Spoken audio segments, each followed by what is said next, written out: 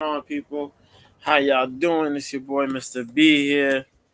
It is officially Wednesday, August 16th. In a few weeks, the kids go back to school. Madness is upon us. And hopefully the weather cools down. But till then, I am here. I hope you are well. Um, yeah. So what's going on today, man? Pretty usual. Got to go and talk about what happened last week, what's going on for this week, or what's happening this week, what's been happening, and what's going to go on for this weekend. Um, got some hot weather. Well, it's been a little cool. It's been a little cool. You gotta have to turn the fan on if you go outside, but we got some rain, so it's been a little cooler than normal. You know, can't complain about that. Uh, working, work is tired, but it's the same old biz. Go out there, handle some things, take some notes, organize some stuff, fix some things, and here we are. Nothing crazy, but you gotta do what you gotta do. Bills gotta get paid. You know what I mean? And you got things to spend. Spend money on. So, yeah. So, what else am I gonna talk about? Other than that, preseason football has been good. Just can't wait till the season starts. Got this damn fantasy football games going. Yes, sir. Been trying to catch up with the pro wrestling aspects. G1 Climax. Been watching that. It's been good. You gotta watch the different blocks and see what's happening there. There's some good stuff happening. All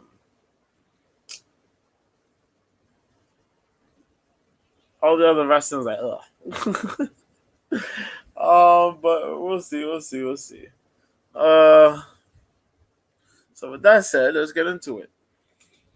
Last weekend, we had last week we had the Contender Series. I think I talked about the Contender Series last week. Um, Episode 11 of Tough. This week, yesterday was episode 12, the final episode. Also week 2 of the Contender Series, which was really good. All 5 winners got contracts. Yeah, but it was really good though. The fights were pretty good. If you don't mind, I like to touch on those a little bit. So let me get it. Uh, okay. So yeah. So last week, well, not last week, yesterday. Jesus Christ. I'm here rubbing my eye. It's slowly tagging my brain, making me forget. Shit. So yeah, last night, we had the 5 fights on the card, the Contender Series week 2. Um, we had 5 different weight classes on display here, and the fights were pretty good, man. So we had this dude Charalampos Gregorio, who was out of Serra-Longo, facing Cameron Smotherman, who trains with Adrian Yanez's camp, somewhat. He trains out of Texas. And this was the guy I was actually picking to win this fight, man. But damn, for what it was, they were scrapping. They kept it on the box, and I thought Smotherman was gonna try to get some takedowns in there, but Smotherman stood on the feet. Thought he was gonna outbox dude. They do some hands out there. They whanked some punches. Smotherman did. Eventually, Gregorio managed to throw a left hook, right straight. The straight hand caught this dude Smotherman. Smotherman drops, tries to get back. Gregorio hits him. Then he tries to get back up again. He said, "Nah, buddy, I'm gonna just lay you out." What's happening, nonsensical nonsense, sir? Glick, homeboy, what's going on, brother?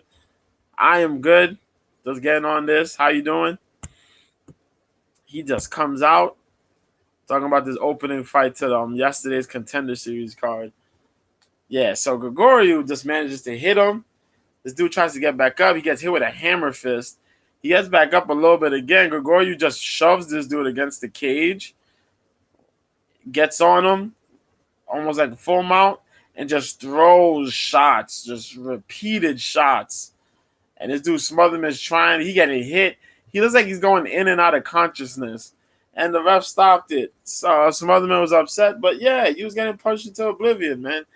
There was nothing else what you was gonna do. They talk about early. Some people said they thought it was a little early, but it's like, bro, you can't do nothing. You're stuck. Who was it? Felder thought it was an early stoppage. But like, bro, you're stuck. You're getting hit in and out of consciousness. That was that. So he won. He got his contract. We had the next fight. We had Eduardo Mora versus Janina Silva. Yeah, Jaina Silva. There you go. Or Hanaina Silva. Both out of Brazil. Both fighting at strawweight. Now Silva was more of the boxer. She was more on the feet. Mora was 8-0, but she had mixed results. While Silva has wins by some decision and some by KO TKO strikes, pretty much. Mora had her wins by some by strikes, but good portion of them by submission. So I took Mora here, and Lord behold, it came out right this time. Mora, Silva tried to throw. She tried to throw some strikes there. Eventually, a takedown happened. I think it was somewhere in the mix of Silva trying to throw a kick or something like that. And Mora grabbed the leg. Eventually, they got a takedown, or was it like a slip, something like that? But the takedown happened. Mora ended up getting on top. A whole lot of top control. A whole lot of just fishing for submissions, and then just saying, forget it. Let's just get these strikes going. So she slowly worked her way, striking from the side mount. She was on the side mount. Then she was in the half guard, and she was working from like side half. Silva was trying to slip out, try to get back. Silva really didn't have nothing much to get back on her feet with, though. You could tell that she was lacking a ground game. Mora just kept the control going. Eventually, she managed to get Silva against the cage while they were on the ground, but managed to fight off and get back to the center. And then eventually she ended up getting on the top. She ended up getting full mount. And then just started throwing shots. Do enough shots there. Silva was like, oh boy. And turned around. And then next thing you know, we got a submission, rear naked choke. Hold on a second. Let me mute this real quick. I'll be right back.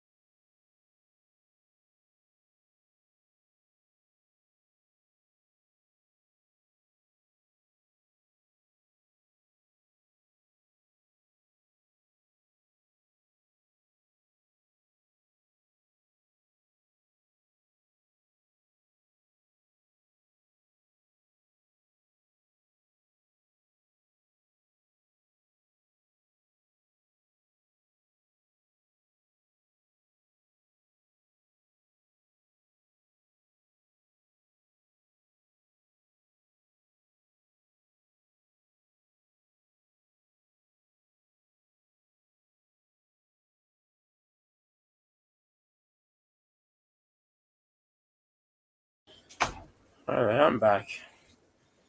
Sorry about that. I had to get the door.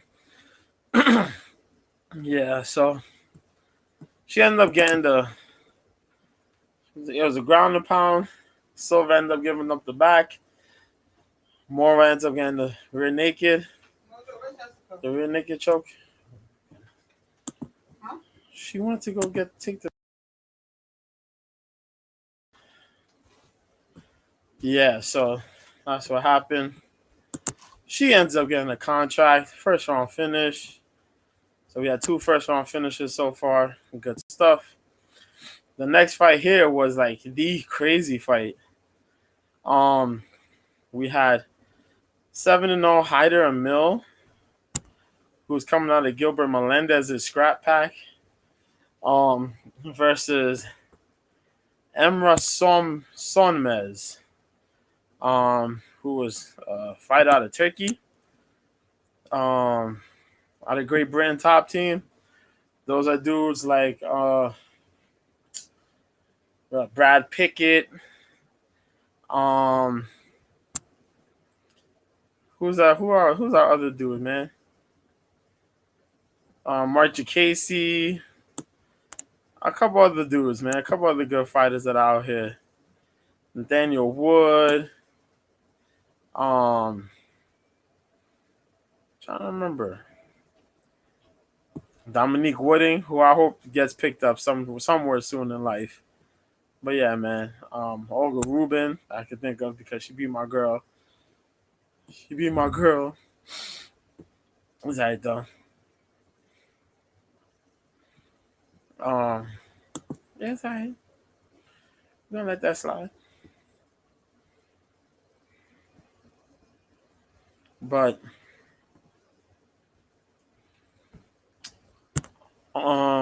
yeah. So these 2 dudes fought, and this fight was pretty good. Actually, yeah, it was one of the more exciting fights, I think. Oh, what the hell? Yo, okay, it was one of the more exciting fights. There you go. I didn't want nothing to mess up there. Yeah, it was a lot of scrambles that was coming from both ends. Sonmez came in first round, heavy wrestling. Oh my god, he had to be, a little Dagestani. Nah, but that the Russians, the Turkish, those dudes, wrestling's in there. They got Turkey got wrestling, they got oil wrestling and whatnot, but folk style wrestling over there. So these dudes know what they're doing, and this guy was chaining up all sorts of takedown attempts and control positions, and Jesus, he was giving a Mill a run in the first round. But the question was, bruh, can you maintain that for the rest of the fight? He was going nuts. But the second round came and it was like, oh shit. Because you got to see the first round. The first round, this dude was getting waist locks. He went in for the double leg. He had a deep single. And while Emil was trying to scramble away, he still managed to grab hold of the ankle and take him down. But then he came in the second round and tried that shit. It did not work. He was freaking telegraphing and just what do we call it? Cheese in that double leg, just constantly going for the double leg, single leg. Came the second round and nah, man, that scrap pack mentality, that Gilbert Melendez, Diaz Bros, and all them dudes there. That mentality of to hell with that. I'm gonna wrestle. If you're gonna wrestle, especially just the Gilbert Melendez mentality of like, yo, F what you're gonna bring. I'm gonna do all types of ill shit. And he defended takedowns well. He kept the majority of on his feet. He stayed in good position, and he was landing some shots, man. He was wrecking shop. And I was like, oh, shit. Emra's in trouble. Emra was looking like a man with nothing left. Emil definitely took that round. He had that solid second round there. The third round came, And these dudes are really trying to get to what they needed to get. And it looked like Emra had his second win. Emra came out. Emra was coming guns blazing, good shots. Takedown attempts were coming back. But Hyder and Mill said, yo, fuck all that shit. I'm coming right back. He started throwing some nasty shots. He had a couple good boxing combinations. He threw like this,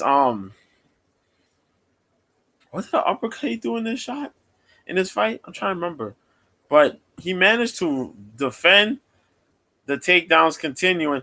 This dude, Emra, was not even shooting deep.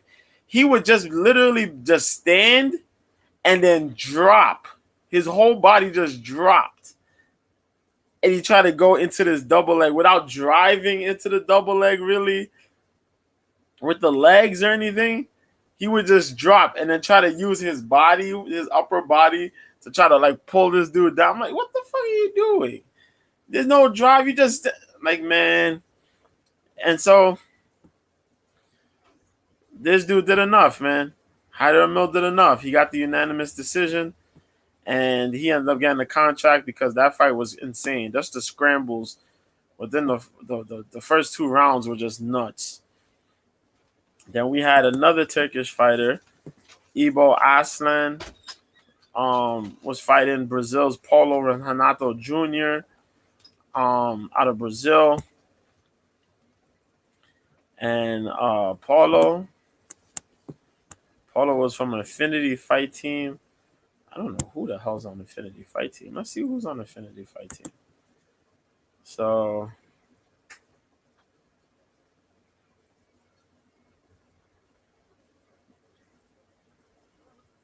Jonathan Calvacati. It's a shooter Brazil dude. Valentin Pajea.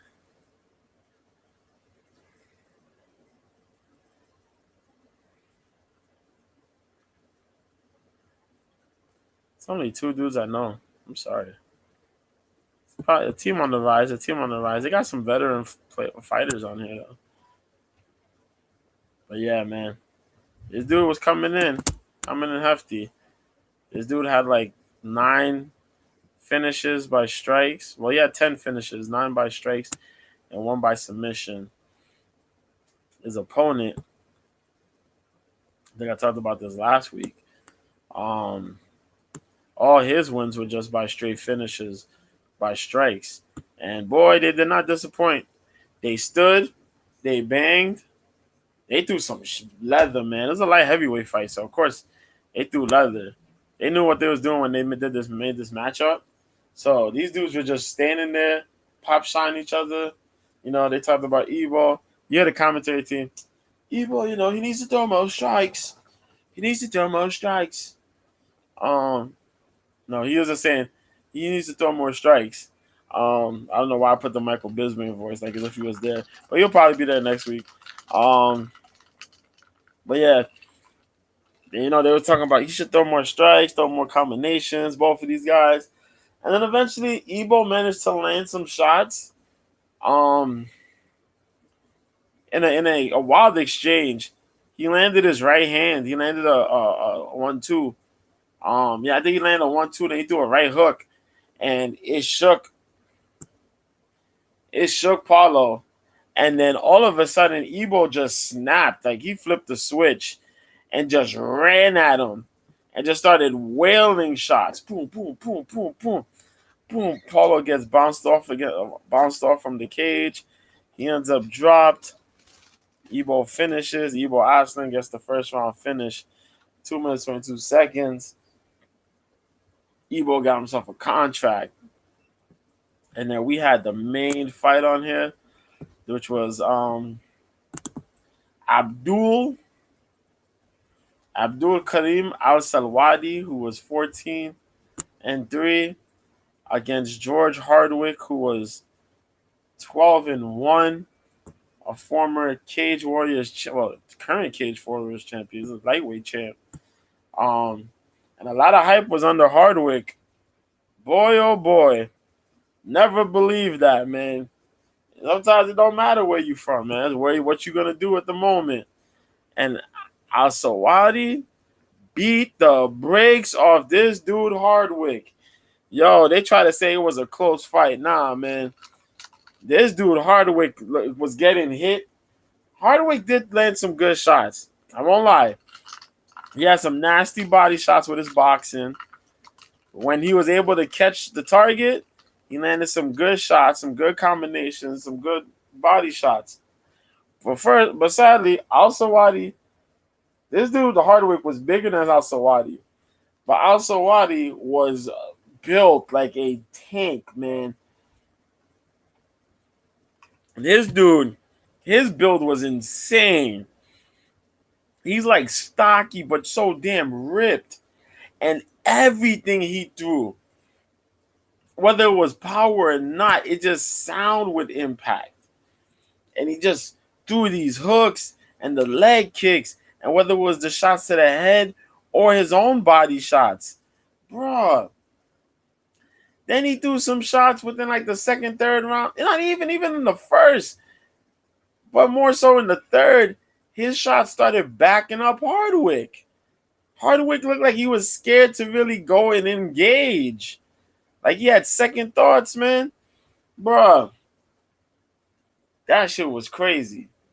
But he got a contract too. Unanimous decision win. Big underdog win if you were betting on the card. And that's it. That was your 5. We also had Cody Gibson facing Rico DeSculio. The final fight for the Ultimate Fighter finale is going to be, I think on Saturday? On this Saturday or the following Saturday? But yeah. So now we know it's Kurt Hollabaugh, Austin Hubbard, and Brad Katona versus Cody Gibson. Cody Gibson, knee injury and all, managed to just drown Rico. They threw hands. This boy got a takedown. No, he slipped.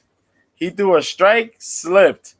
And then after that, he got screwed. Gibson looked and said, ha, lucky Dave. Got him, took him down, got that control, and just beat him up on the ground.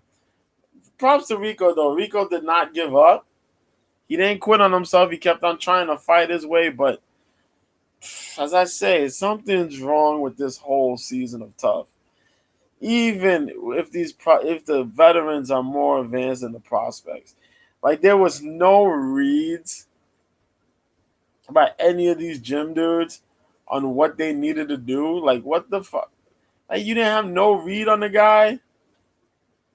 Gibson came in with an injury on his knee. This dude, Rico, threw 2 leg kicks and then left it and tried to throw strikes. No! Get that knee. Shoot that takedown. Let him try to fight your body. You know what I mean? Put weight on that thing. And beat it up. Then you attack him. No. What the hell? But even though McGregor lost all his team members, he still has Brad, technically. So Brad will be going in there to carry SBG on his shoulders. Oh, boy. Whatever. But that was the 2 joints. So now rewind it to the weekend. We had... I'm trying to remember what the hell did we have last weekend. How the fuck did I forget? Hold on. Oh yeah, Oscar Valdez and this dude, Navarrette. Jesus Christ. Jesus Christ. Emmanuel Navarrete. Boy, Oscar Valdez. Talk about boxing. Yo, if you missed that fight, go catch that fight. For the love of God, go catch that fight. 12 rounds of insanity. Bro, Navarrete broke his hand and still continued rounds. Valdez he was damn near blind in one eye. He couldn't see out of one eye and still kept it going. These dudes were throwing bombs at each other, man. Oh my God. Valdez in his left hand, his left hook couldn't miss. Navarrette and the combinations he was rocking. Both of these dudes with the body shots, fire footwork. This joint was insane, man. It's probably another ill boxing match, and that's what boxing needs. They need this. Boxing needs more of these fights, more of these dudes willing to challenge each other, defend titles, handle that. You know what I mean? So Navarrete holds his super featherweight title. Um, Hell of a banger of a fight, man. Hopefully we can see a rematch down the line or whatever. But god damn, this thing was insane, man. Insane, non-stop action, man. Former Valdez was just landing the straight up lefts, putting the combinations together to land to get the opening for the left. Rock Navarrete a little bit. Navarrete got hit. He was like, yo, what the hell? And he came back with the combinations. And then he started throwing these crazy uppercuts on Valdez. Boom. Valdez said, oh, all right, that bien. Then he came back, boom, boom, boom. Then landed a left, right hook, put the body shots on him. Navarrete hand combinations, boom, boom, boom, boom, boom. Yo, the footwork, oh, man. Man. This was fire. Because that Coleman was a dullard, man. Props to freaking Delgado, though. Lindolfo Delgado. He won against Jair Valtierra. Although Delgado should have been able to finish this fight sooner, carried it to a decision. This was dull, man. You know, you got legends on the outside there. You had Marcos Antonio Barrera. You had Chavez. You had freaking Cesar Chavez. You had Eric Morales out there. You had folks, man. And y'all went out there, crapped the bed with that dull Coleman, man. But we had some good bangers, man. Ricardo Ruvalcaba in the prelim. He beat Adrian Orban. That was a round 2 stoppage. Then we had Emiliano Vargas catch a body against Jorge Luis Marquez. Second round of a four-rounder prelim bout. We had Tonio Morales beat Dajuan Calloway. Then round 6 of that prelim bout, that shit was nutty. Nutty ass fight. But they were throwing big boys, man. Sergio Rodriguez beat Edward Ayala. My fault. Second round stoppage. Richard Torres Jr. This dude, man, Olympic silver medalist. Boy, oh boy, he showed up again, got himself another win. He fought Willie Jake Jr. This was just savagery, man. Torres don't miss. Whoo! These dudes were boxing. This dude, Jake Jr., came through. Willie came through. Tried to throw his punch. He threw a wide left. Torres said, cool, bruh. Woo! And just threw the long right hook. Dropped this dude. Boom! This dude, Torres, Jake fell. Jake got back up. Jake like, man, I'm going to try. Torres came in and just wailed on him. Golly. Yo, big props. I like Torres. They got something with that dude, man. Top Rank got something with that dude. Just let him build. Continue to let him build. And he'll be something. He's going to be something. I'm not going to say he'll be something. He's going to be something. Something fierce, man. Something fierce for sure. Along with that, you know, I don't want to get too in-depth with it, but y'all know Anthony Joshua fought. Anthony Joshua fought last week, too, over the weekend. I'm not really feeling it. The Anthony Joshua, don't know, man. Don't know. I don't know how to feel. Hold on, I didn't even put on, and it's a good thing I didn't. But Anyway, I'm gonna be. Let me get this real quick. Sorry, because I got the OK Live, and I didn't. It's a good thing I didn't because I have to go get the door. So that would have just been awkward silence and a fan in the background and shit. So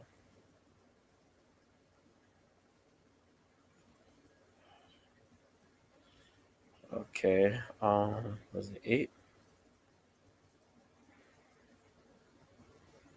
16. Okay, there you go. Okay, let me put that there. All right, now. All right, so cool. What's up, y'all? Y'all folks. Oh shit. Yo. All right, y'all folks over here. If you hear me, okay.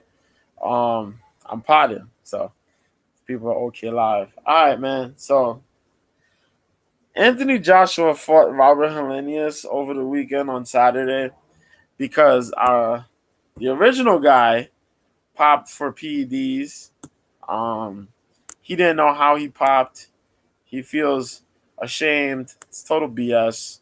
Um, you failed a drug test. This is your third failed drug test. What the hell are you doing, bro? Um, but before that, we had this card was pretty good. This was on Saturday. This was on London. 12-round fight. So we'll go through it. Macy Rose Courtney out of England beat Gemma Rugg. That was a 115-pound fight. Brandon Scott fought Lewis Norman. Scott won. That was a 126-pound fight. Decision points. George Littard out of England fought Boss Osterweigel out of the Netherlands. That was a middleweight fight. Littard won. Campbell Hatton got a win against Tom Ansell. But people were trying to talk bad about Campbell Hatton. They said he didn't look good in the fight. I'm not sure. Well, actually, no. From what I seen, I think he looked all right. He looked a little iffy, but he got through it. You know what I mean? You won a spectacular win. But yeah, a little hardship. A little bit of hardship, a little adversity. But he got through it. Good on him. Good on him.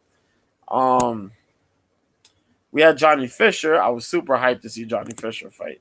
If you heard last week, I definitely was. Fisher came in and fought Harry Armstrong. Now he's the new British Southern Area heavyweight champion. They threw the towel on for Harry, man. Harry was getting beat up. It got to the 7th round, which I was very surprised of. Armstrong did show a pretty good chin. Fisher showed patience. They did get a little sloppy, but things kind of tightened up, towards the end where Fisher found the shots and when he needed to close shop.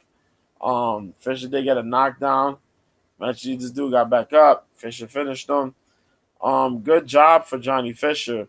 He do these long strikes, the overhands and whatnot. Armstrong did give him some good looks, far-wise, offensively and defensively. I was a little surprised it went to 7 rounds, not gonna lie.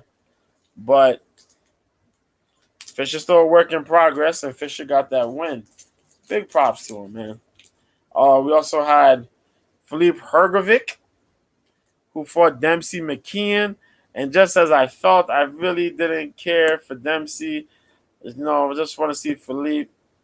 Philippe's supposed to be up there. If he gets this win here, he'll be in the conversations for a title fight. Philippe got the win in the 12th round. This went long, but eventually, Philippe managed to land nice, good right hand. Dempsey did come in with some tools.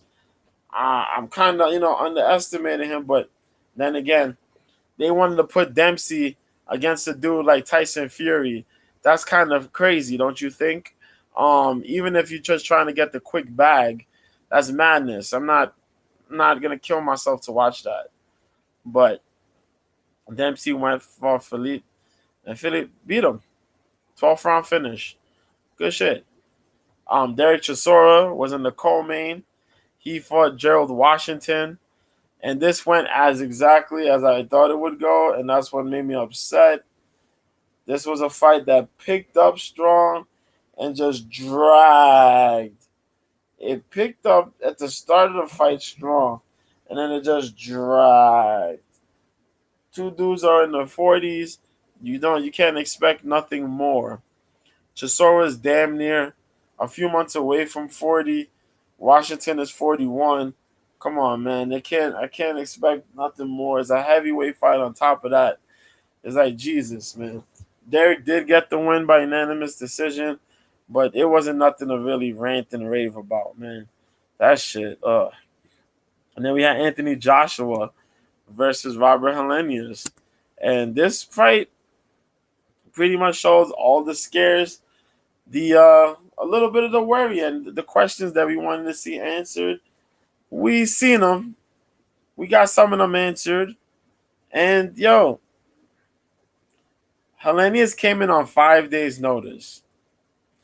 And for a lot of people who seen Helenius fight Deontay Wilder, we all expected that Joshua would do the same thing that Deontay Wilder did to this guy.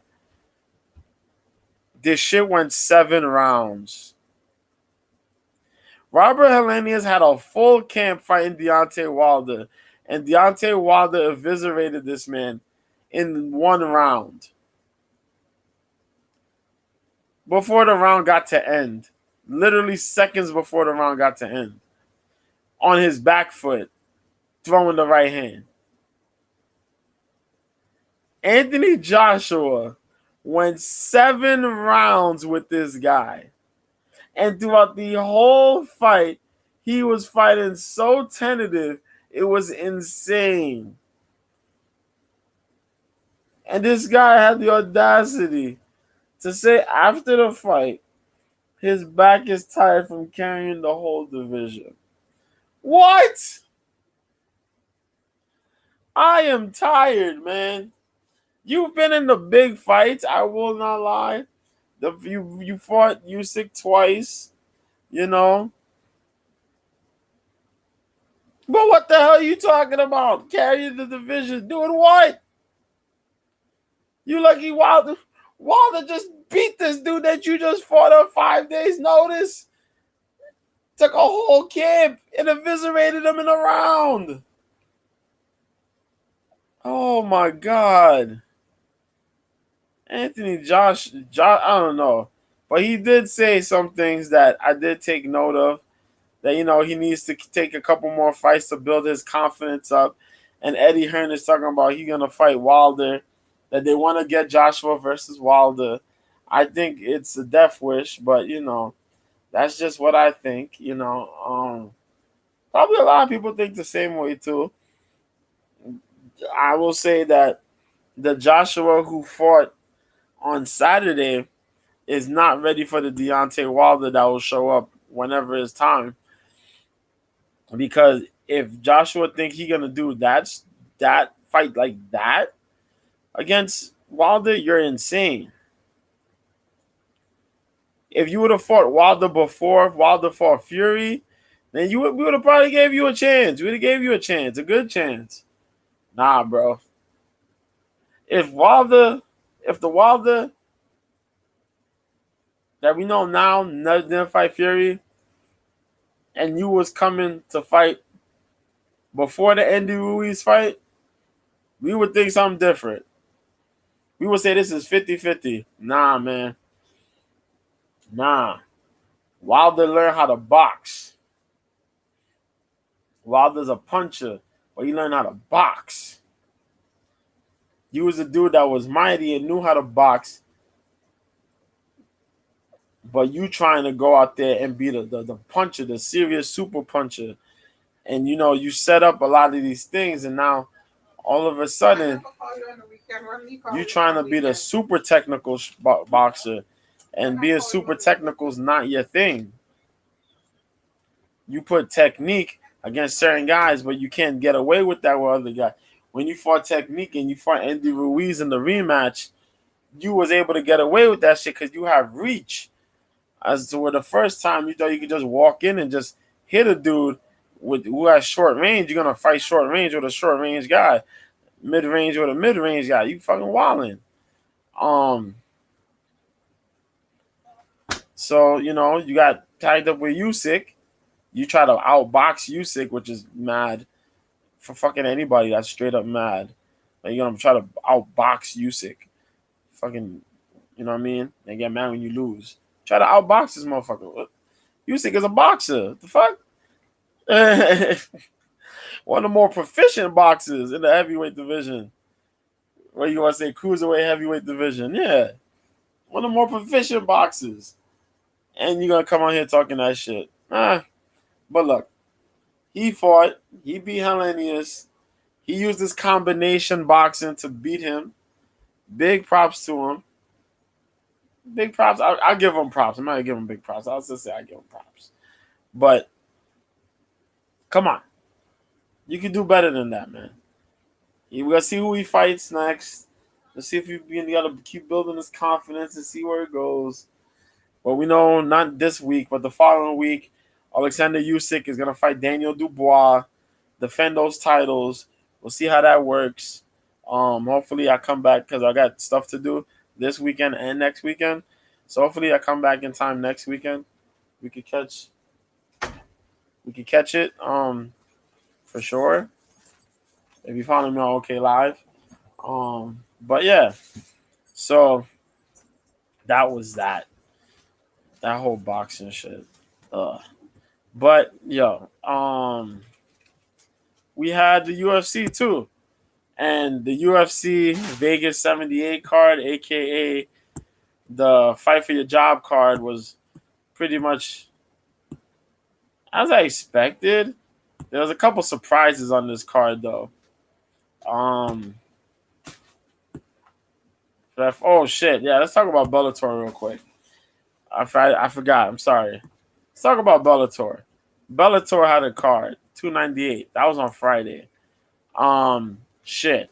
They had one post-lim fight, which is the stupidest fucking thing. I think I told y'all about it.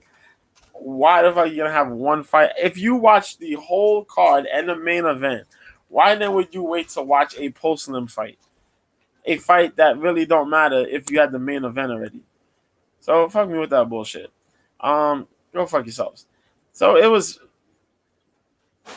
16 fights, 17 fights this whole card, which is crack. And that's why Bellator is insane. But thank God they put the prelims on YouTube and don't really air it on a big station, because if not, you're going to try to shoot yourself in the neck, dealing with this bullshit. But let's run it in between, quick breeze through the prelims.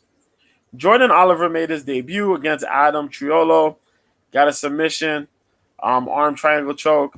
I talked about Jordan Oliver, high-level wrestler, big deal for Bellator. Bellator always good with their grapplers, picking up either jiu-jitsu practitioners or big-level wrestlers, collegiate, Olympic-level wrestlers, man. So Oliver had his debut. I really liked him here. I hope he goes far. If he leaves Bellator, wherever he's gonna do, this is his first fight. So come on. Marceli Alves fought Gerald Hodge at bantamweight. Alves caught this dude with a hook and hammer fist. Finishes Gerald Hodge in first round, 3 minutes 53 seconds. Good exchanges between the two. Just Alves looked like he had the better takedown defense and just faster. He was just way more faster than Hodge. So he beat him. Just landed, put him away. We have Sullivan Cauley, who fought Hamza Salim at light heavyweight. Cauley came out here. Cauley did what he had to do. He pieced him up. He wrestled his boy. Hamza couldn't defend the takedown. Cauley got him. Got the control, got the side. Locked him up. Arm triangle choke, first round finish. So that's 3 first-round finishes already. Now we had the women's featherweight fight. Diana Silva fought this chick by the name Ekaterina Shakalova. Shakalova was making her debut out of the Ukraine. Decorated grappler. Use her wrestling, not use her wrestling, but use a bit more of her striking around here. This fight was not aesthetically pleasing. This was like a fight, like if either girl would have just pushed a little bit harder, they could have gotten an easier win. But Shakalova got the split decision over Diana Silva. I was tuned in and out of this fight. I'm not gonna lie, because it was just like, yo, what the fuck is going on here? That's it. The next fight was Alfie Davis versus Alon Cruz at lightweight. Alfie Davis, good kickboxer. Alon Cruz, good kickboxer. Cruz was in need of a win, you know what I mean?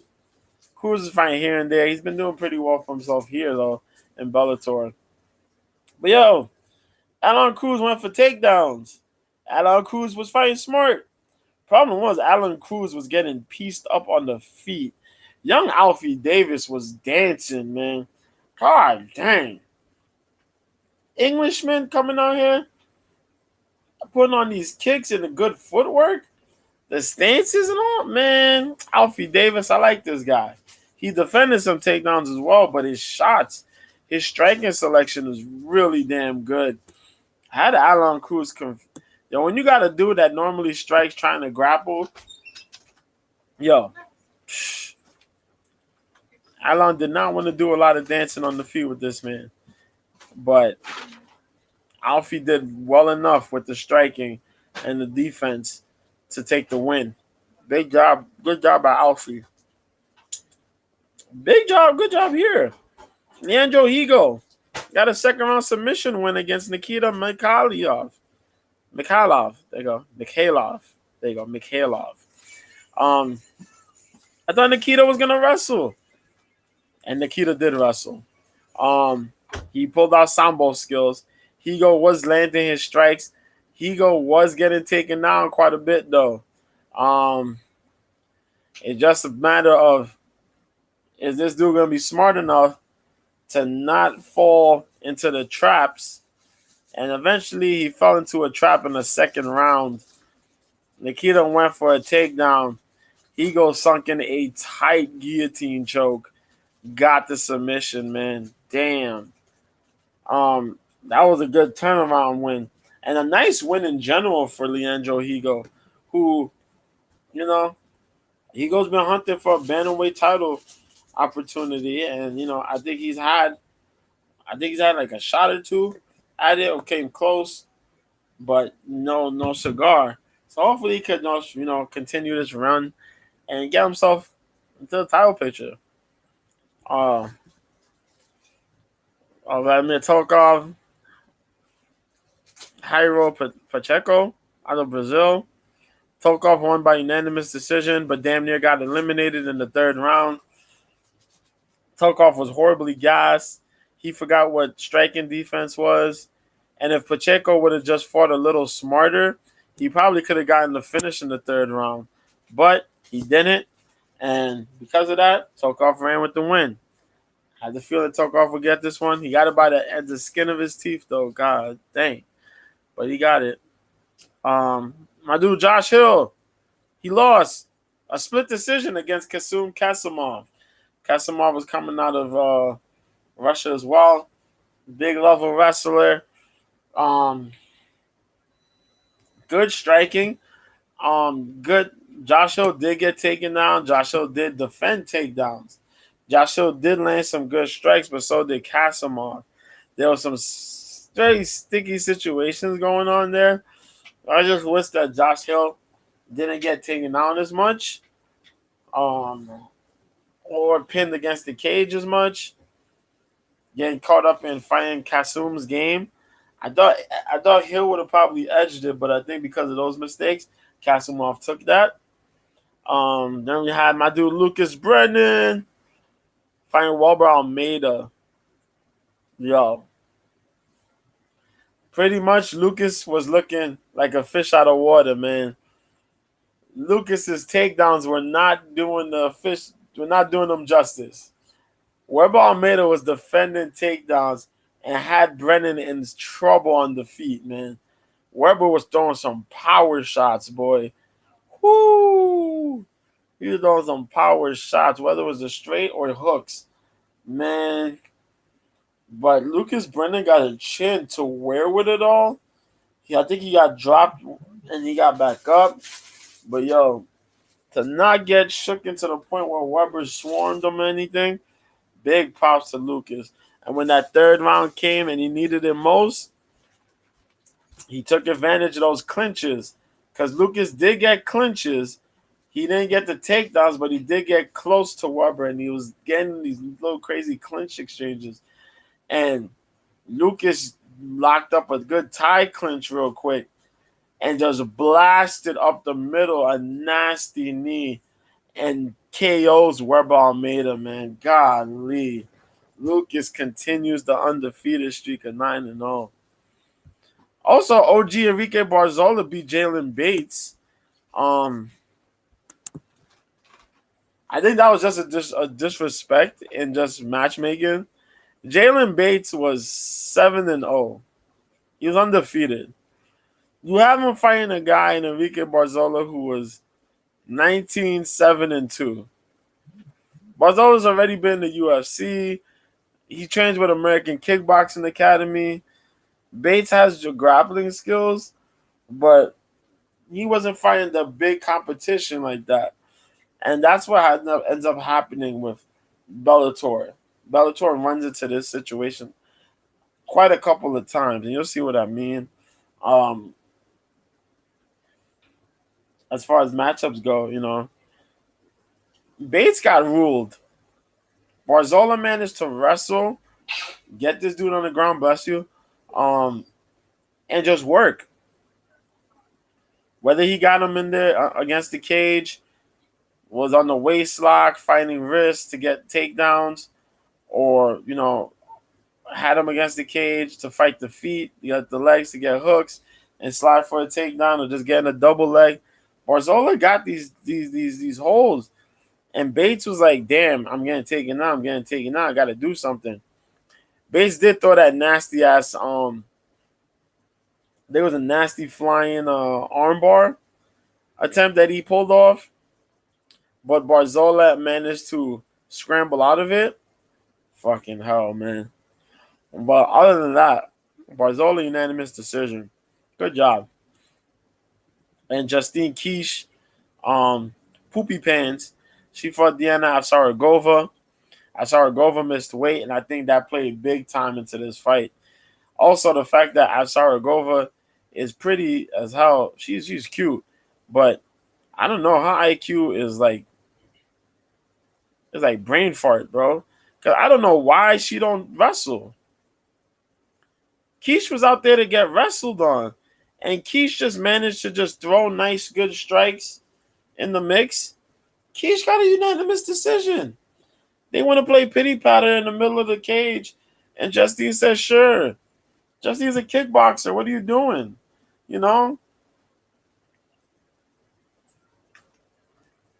She's going to throw the better kicks. She's going to throw a bit of the cleaner strikes. Afsaragova goes in there mainly with the box and the occasional low leg kick. But no wrestling. What we brought you here for? Quiche got the win. I ain't even mad at it. I don't know what the fuck was wrong with Afsaragova. You came in overweight, then you fight like a goofball. Come on, man.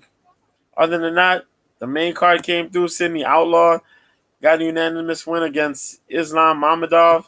I guessed that right. Because Outlaw is that dude.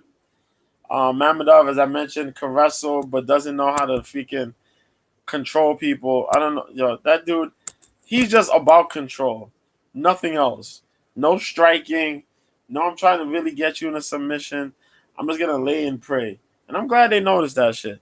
Outlaw pulled out some good wrestling here. Some good reversals I liked from him, too, in this fight. And his striking was pretty solid. Good job for Sydney. James Gallagher got a split decision win against James Gonzalez. This was a matter of, do we judge the striking more than the grappling aspects? And how much damage are you really doing off your back?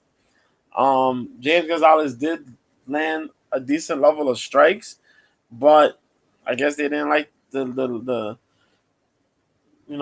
crap damage it was doing, I guess, compared to Gallagher getting on top and landing a couple big shots here and there.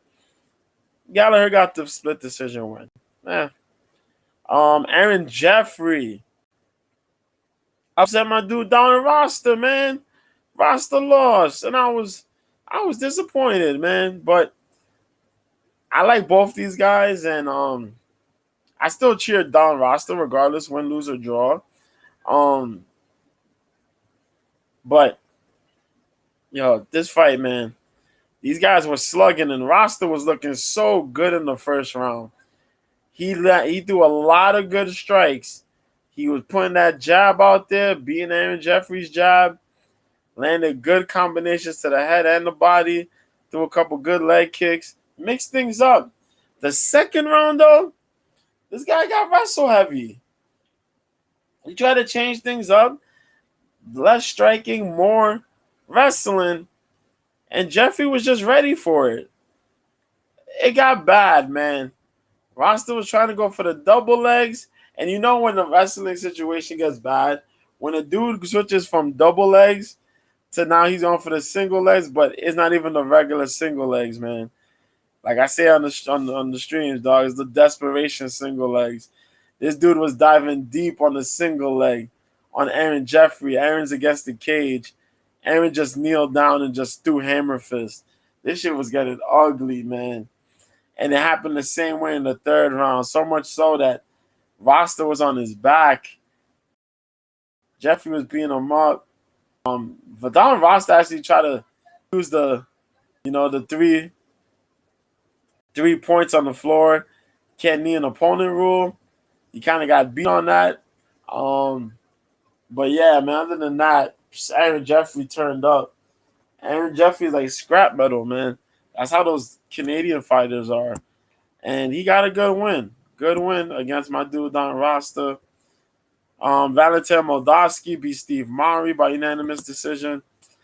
Pretty much Mari was throwing some good shots on the feet, but Moldavsky got the takedowns, and Moldavsky got a lot of ground and pound and some good shots.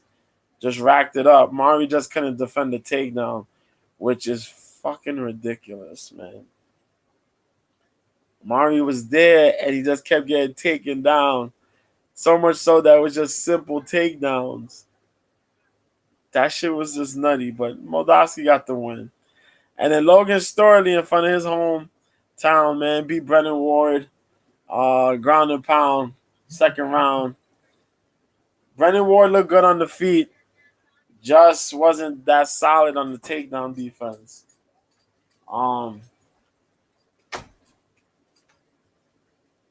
Who's that? Yeah. Oh. Y'all come home now?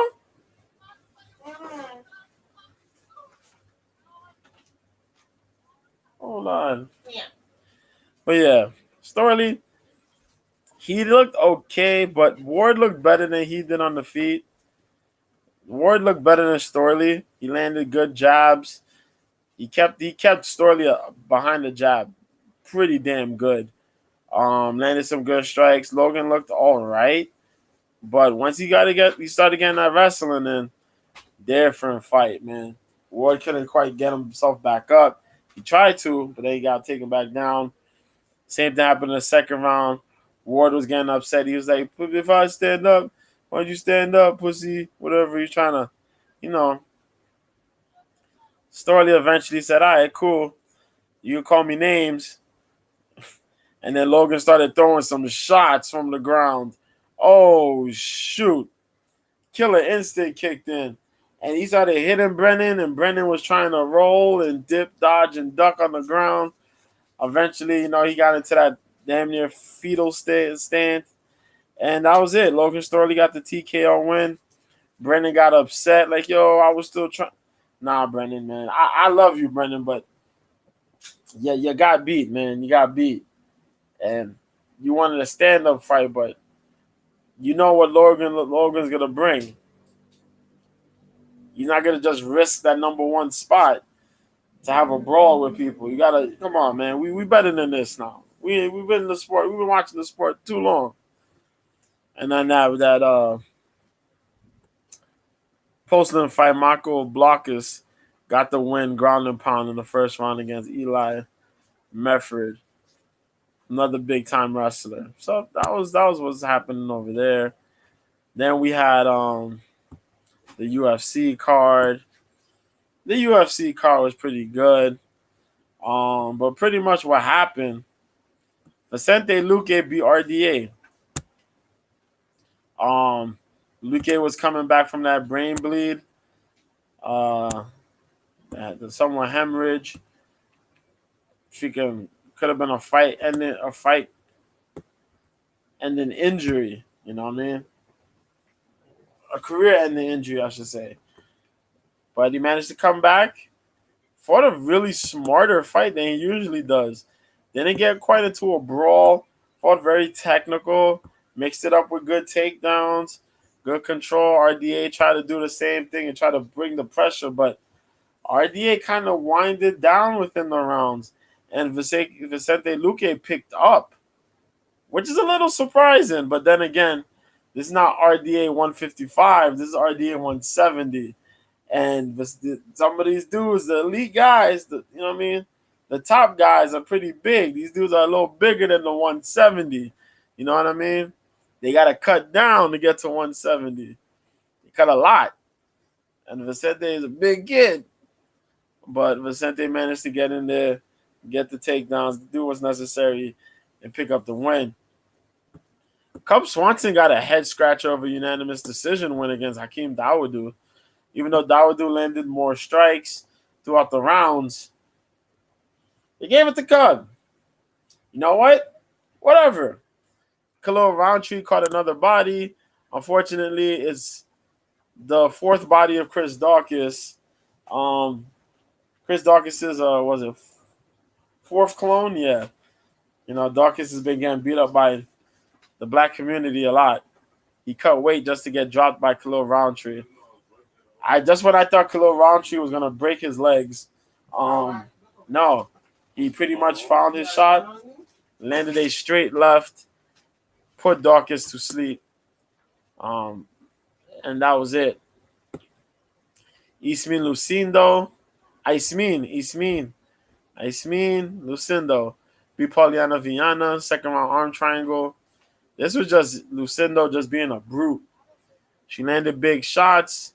Pauliana couldn't really strike. She wasn't trying to deal with those strikes, man. And the takedowns, it was just too much for Pauliana. I don't know. Everybody loves Pauliana. Pauliana wanted to come out in the Riddle cosplay, which would have been very entertaining for all of us. But, damn, man.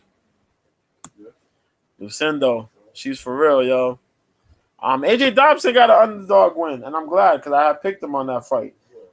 He fought Tefon and Chuku, and he switched camps. He wasn't training with Coleman. He did some different things. And yeah, his striking looked a little bit more cleaner. He looked a little bit more fluid. And he was mixing up the strikes with the takedowns, which we wanted to see from AJ. AJ got what he needed. He got the win. Tefon a big dude. But he just took advantage. Tefon wasn't giving him a lot. Tefon wasn't throwing a lot. So AJ just managed to use that to throw a couple more strikes in the mix and just lay up some takedowns and do his thing. Good job. Josh Fremd got a win against Jamie Pickett. I picked against Fremd, and I regret it. Jamie Pickett is a goofball, and I have to come to terms with this now. Jamie Pickett fought Josh Fremd, and every time Jamie Pickett got on the ground, Jamie Pickett forgot to put hooks. So if you're trying to get back control, use your hooks. Nope. And kept sliding off of this dude, Josh Fremd's back. So Josh Friend managed to get into good positions and just do what he had to do to win. Pickett is an idiot, and I'm sorry to say this. I should have really put thought into this because Jamie Pickett got 3 tries to get into the damn contender series to win a contract, and you know what I mean. Like you would think you fought Bo Nickel, the whole knee situation happened, low blow. You would come in and fight a smarter fight against a guy like Frem. And no, you pretty much gave Frem the fight. Congratulations. So Josh Fremd won. Good job by Josh. I'm sorry, I'm not going to pick against you. Marcus McGee, I picked him. He fought JP Bays. So I had picked Luke. No, I picked RDA. I lost that one. I picked Swanson. I picked Roundtree. I picked Lucindo. I picked Dodson. I picked Pickett. I was wrong. Marcus McGee fought JP Bays at bantamweight. And I think they're gonna send JP Bays home, man. I think this is the end of JP Bays, man. I think this is it. JP ain't showing us no type of jiu-jitsu, no takedown ability. He came out here trying to stand and bang with Marcus McGee. Marcus McGee caught this dude with a right hook, and this dude JP just shut down. Dropped dead. Like, boom. Bruh. This is it, man. And JP Bays came with the hardship beard. Y'all know what the hardship beard is. That's the beard that just grows. You don't shape it up really. You're trying to think like maybe I should, maybe I shouldn't. But you just let it grow. You line it up. You don't really like shave it down. You just let it grow. But you try to line it up barely. And you're like, here I am. And he came in with the hardship beard and just gets knocked out like that. Marcus McGee is for real. I like Marcus McGee. Will he get to the top of the division? Nah, but for the time he has in the organization, enjoy his fights because they're very entertaining. His movement, his footwork is really damn good. The way he throws shots is insanely good. Marcus McGee fights like an experienced dude. Like he's been fighting all his life. And he only has an 8-1 record right now. And he fights like he's been fighting his whole life. But yeah, good job, Marcus McGee. Terrence McKinney finally picks up a win. This was a gimme, I told you, against Mike Breeden. This was pretty much a gimme fight to rebuild the boys' confidence after the back-to-back losses. A lot of people were talking about Mike Breeden was going to be an underdog here. I couldn't see it. Damn near impossible. McKinney won. Stop disrespecting Terrence McKinney, damn it. Underdog pick. I left this alone, but if I was going to take a pick, I was going to say Marshall. But I left this alone. Kind of glad I did. Isaac Dolgarian makes his debut, and he wins against Francis Marshall. I was very scared because of the Factory X. Some of these dudes got underground skills, and they kept talking about Dolgarian's wrestling. That boy wrestled Marshall. Marshall was never able to get off his back, and he got pieced up badly. Oh, my God. Marshall was a bloody mess. And you're just like, yo, how? How? But it happened. Isaac Dolgarian, first-round finish. Damn. Martin Boudet got a first-round finish against Josh Parisian.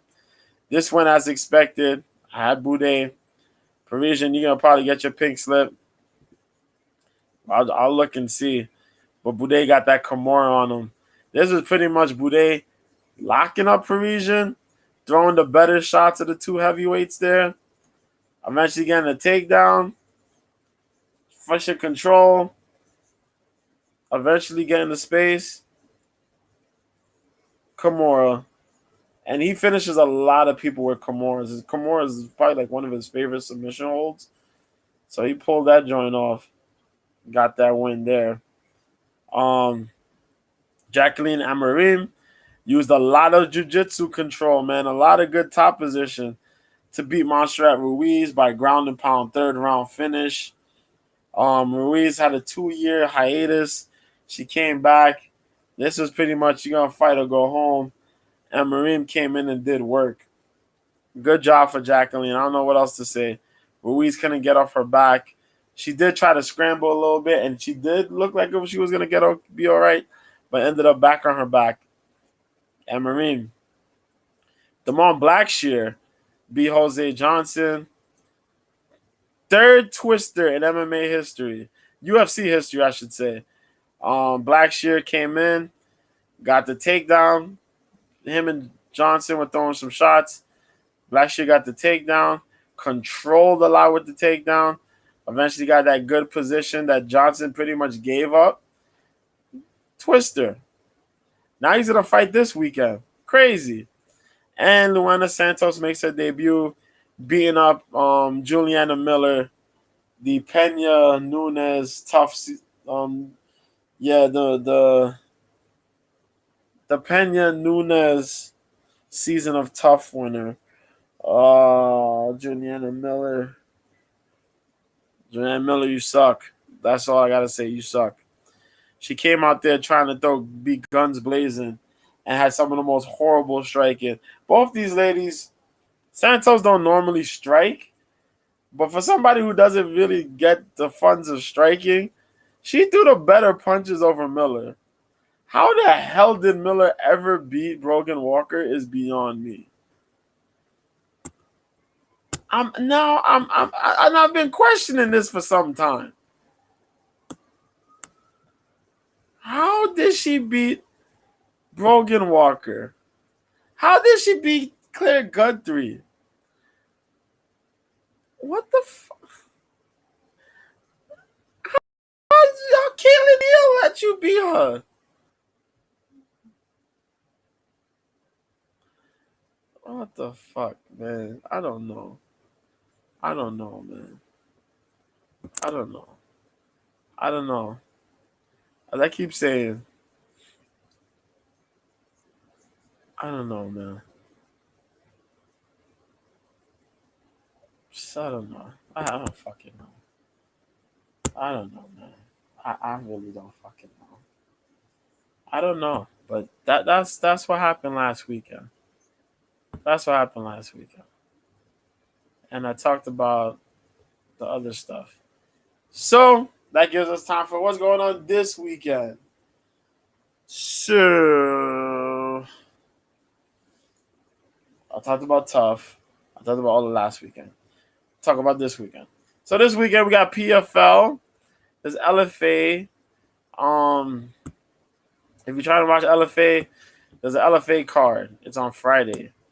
I'm gonna be booked though, because I'm gonna watch PFL. But if you got UFC Fight Pass, watch it, because the 8-2 Daniel Compton will be facing the 9-6 Renato Valente. Very good fight.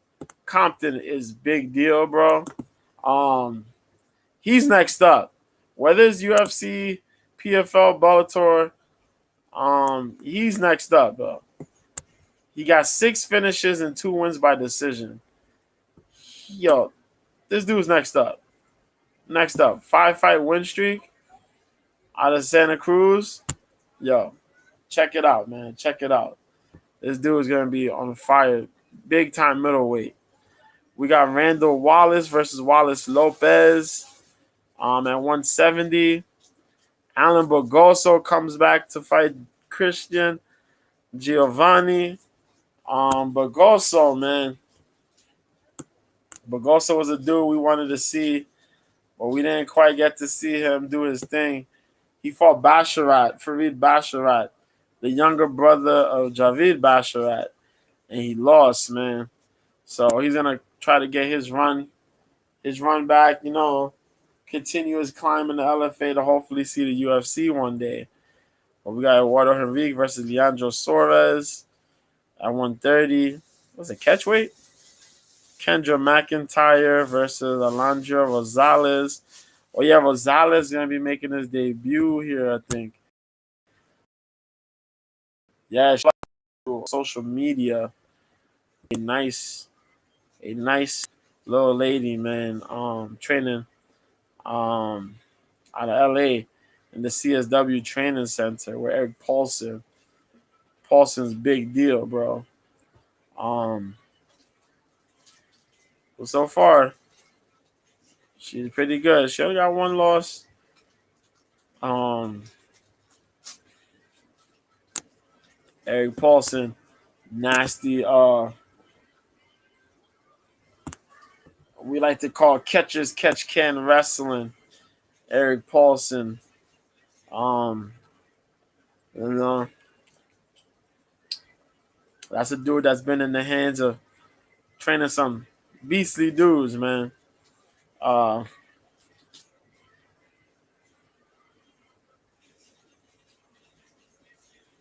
he was used to compete himself.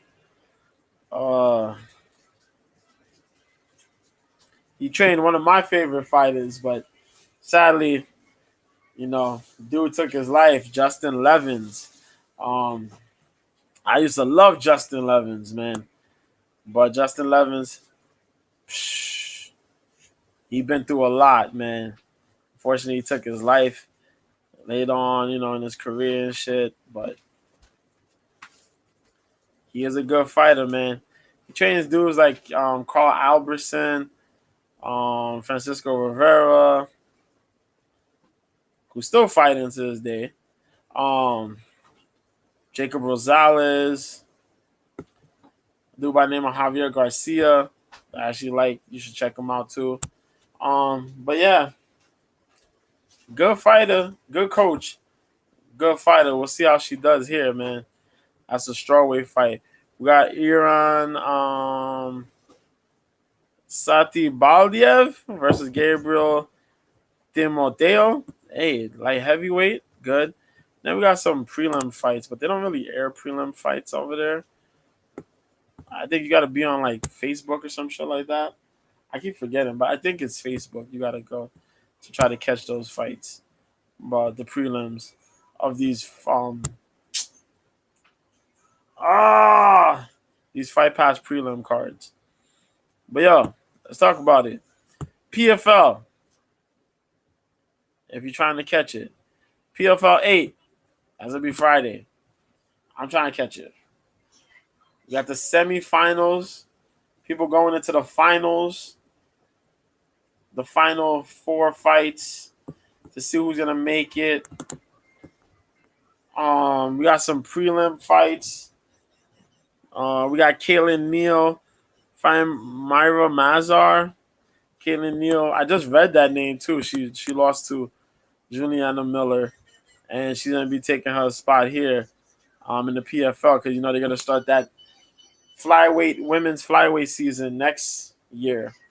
But Kaylin Neal will be making her fight presence known here. She'll be in the second prelim fight. A dude by the name of Louis Sutherland, who's 5-2, will be fighting Daquan Buckley, who's 4-1. As I mentioned, Neal versus Mazar. Danilo Marquez. He's out of the tournament, though. He'll be facing the returning Satoshi Ishii. We haven't seen Ishii, I think, since 2019. Ishii, big time wrestler. I think he was training. Who the fuck was he training with? That was such a big deal. I think he was training with Josh Barnett. Was it Josh Barnett or it was somebody? But he was training fucking wrestling and shit with jiu-jitsu and wrestling. I want to say it's Josh Barnett. It was somebody. It was an insane matchup. But I want to say Josh Barnett. Or it can either be Barnett or it wasn't Verdum. It was Barnett. It was somebody. Yeah, I think it was Barnett. But yeah, I could be wrong though. But Satoshi Ishii, Olympic level wrestler, a guy who was flown between light heavyweight and heavyweight though. He's up there in age though. He was supposed to get no. He trained. There you go. See, I knew it was somebody insane. He was training with right leg hospital, left leg cemetery. Mirko Krokop. There you go. It's Krokop he used to train with. He was training with at one point. Ishii fought him. I think he beat Ishii, and they became teammates. There you go. That's how Ishii learned to kickbox. There you go. See, I tell you somebody crazy. Um, but yeah, heavyweight fight there. Chris Mixon, who's undefeated at 5-0, fights Eddie George, 6-1. Damian Nelson, who's 4-3, faces Nate Kelly, 7-2 in featherweight action. Then we have these final four fights. Marina Moknatkina, oh my fault, Marina Moknatkina, there you go, fights Amber Learbrock. Learbrock just got finished by Larissa Pacheco last fight out.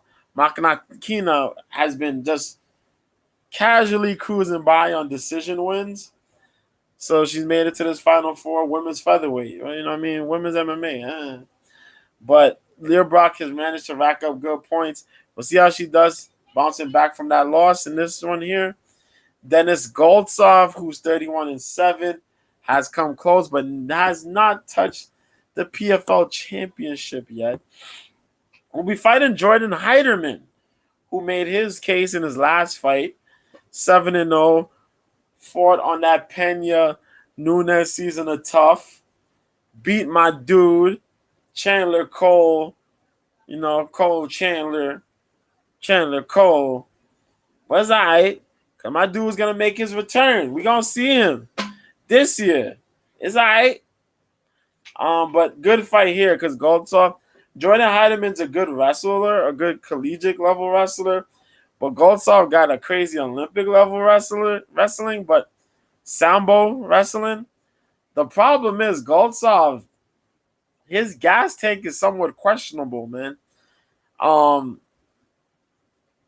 It's questionable. It's very questionable. We'll see how if Heideman could get him to scramble and tire out. But it's very questionable. But we'll see how it goes. Larissa Pacheco fights Olena Kolesnik in the co-main event. Pacheco has continued her run in the PFL, and so far it's been pretty good. Looking like a titan and maintaining under 30. 18 wins by finish, 3 by decision.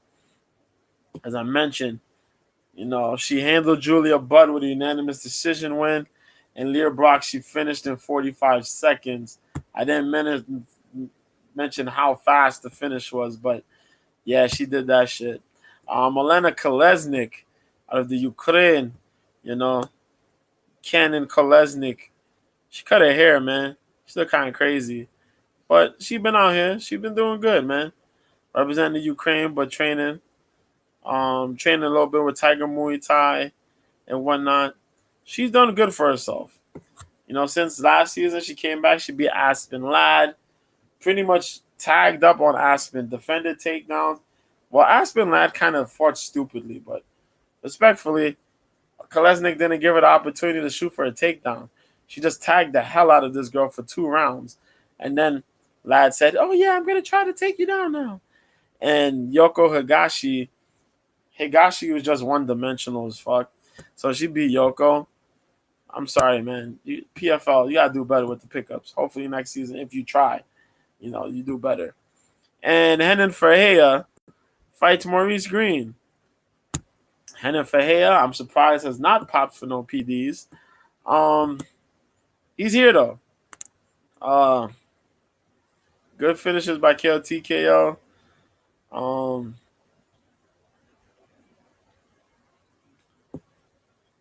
The Rizvan Cunha fight got overturned to no contest. I think that was the because the PEDs. Matthias Shuffle, he finished Shuffle. And then Maurice Green. Maurice Green just been alright, man.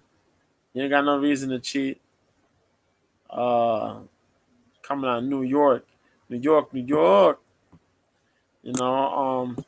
beat Marcelo Nunes this year, but then he lost to Ante Delia. But I think Delia got injured. So that's why we had that feeling. So, and that's that. So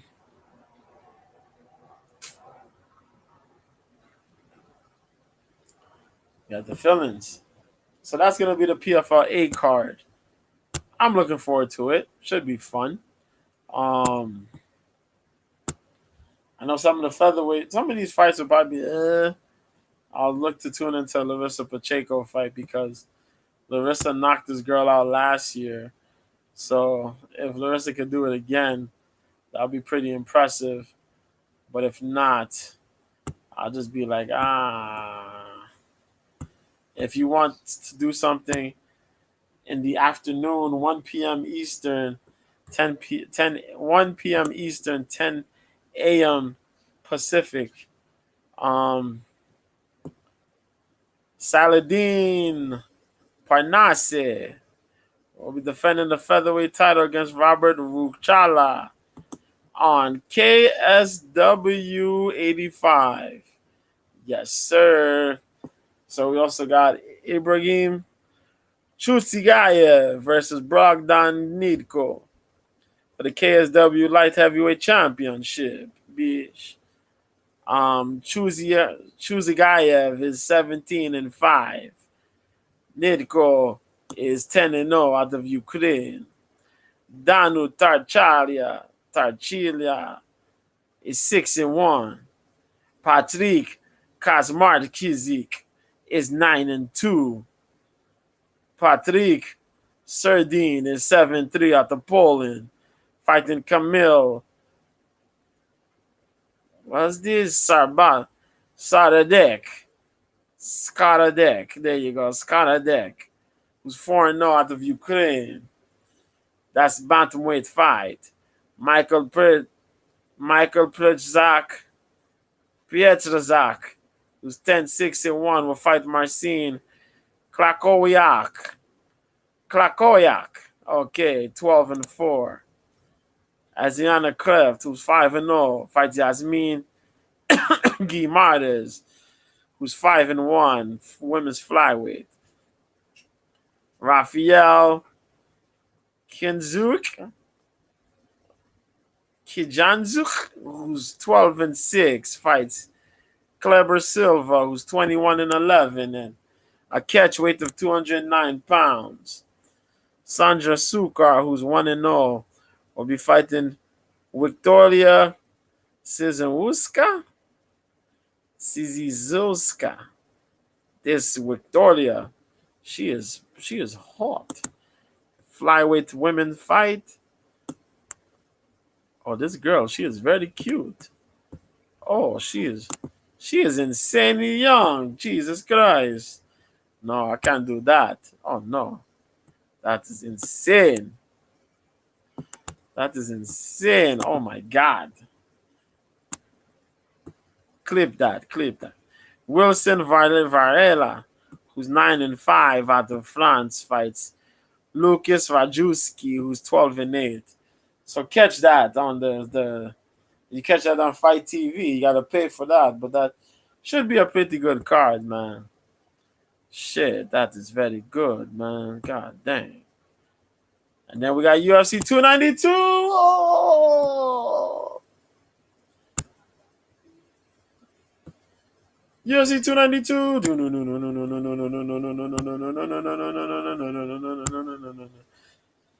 UFC 292. Oh shit, I got time. Let's do it. UFC 292. Sterling versus O'Malley. Yes, indeed. Will take place at 6:30 p.m. The prelims. The early prelims are at 6:30. The main the prelims, them early prelims are probably on ABC at 8 o'clock. And then the official main card starts at 10 p.m. Eastern, 7 p.m. Pacific on ESPN Plus pay-per-view. Man, we got 12 fights. Yes, sir. Hopefully all 12 hold together. You're supposed to get Cody Garbrandt versus Mario Batista, but Damone Blackshear, after winning last week, is showing up on late notice this week to fight Mario Batista. Since he hasn't been injured and he thinks he has the remedy, that's pretty impressive. The UFC gonna look at that and be like, yo, Homie did us a favor, yo. We gotta look out for that dude. And that's how you gotta play it. Good job. So prelims, we got a women's fight. We got a couple women's fights. Now hold on. Let me check. Let me check. Yeah, we got three. We got three women's fights. We got three women's fights. I'm not gonna go crazy. I'm talking about we got a couple women's fights. Nah, chill. We got three women's fights. Um, we start off the card with women's flyweight as Marina Moroz, 11-4, faces Karine Silva, who's 16-4. Marina Moroz fought as a strawweight before. She represents ATT. She was in the Ukrainian. I think she trained. She was with the Ukrainian boxing team. Um, Ukrainian national boxing team. She's improved a little bit with the kickboxing. She got a little wrestling going on. I think she's in need of a window. Did she ever win? I feel like she lost her last fight, if I remember correctly. 31 years old, 5'7", 67-inch reach. Yeah, she's had a lot of canceled bouts. A lot of these bouts have been scratched. Not really her fault. But yeah, last fight she fought Jennifer Maya. And Maya won. Maya's just a bigger body, you know what I mean? Bigger body, more experience. And Maya fought a little bit more aggressive, leaning more towards her shooter box camp style. She's fighting Karina Silva. Silva came in last season, Contender Series. Um, Girl's solid, man. 29 years old, 5'5", 67-inch reach, representing the Guile Hibero team. Um, no decisions. Either you're gonna get knocked out, technically knocked out, or you're gonna get subbed. The girl is a killer. Um, she's currently riding a 7-fight win streak. She beat Ketlin Souza last time out. Had that knee bar that pretty much tore Ketlin Souza's whole leg up. We're not seeing Souza till next year. And that was Souza's debut. Can you imagine that you debut to the UFC, get your whole knee tore the fuck up, and we ain't gonna see you till next year. But before that, she was tearing. Poliana Botello, she caught in the darts choke. The poor Japanese girl, no, the Chinese lady, she caught in a guillotine choke. She was beating up a lot of people, man. You got to be very, very careful. Her submission game is as dangerous as her striking game. And we still ain't see the full levels of her striking game yet. We seeing little snippets of that submission game, and that submission game is scary. Jesus. When she puts holds, she got torque on them shits, man. It's like female Frank Murish. God damn. If she keep fucking around, she gonna be what's our dude's name? Oh no, what's his name, man? What's this motherfucker's name, man? Um,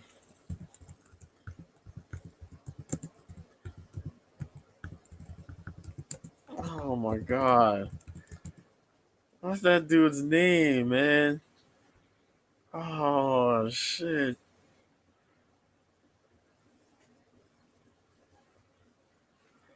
Oh my god.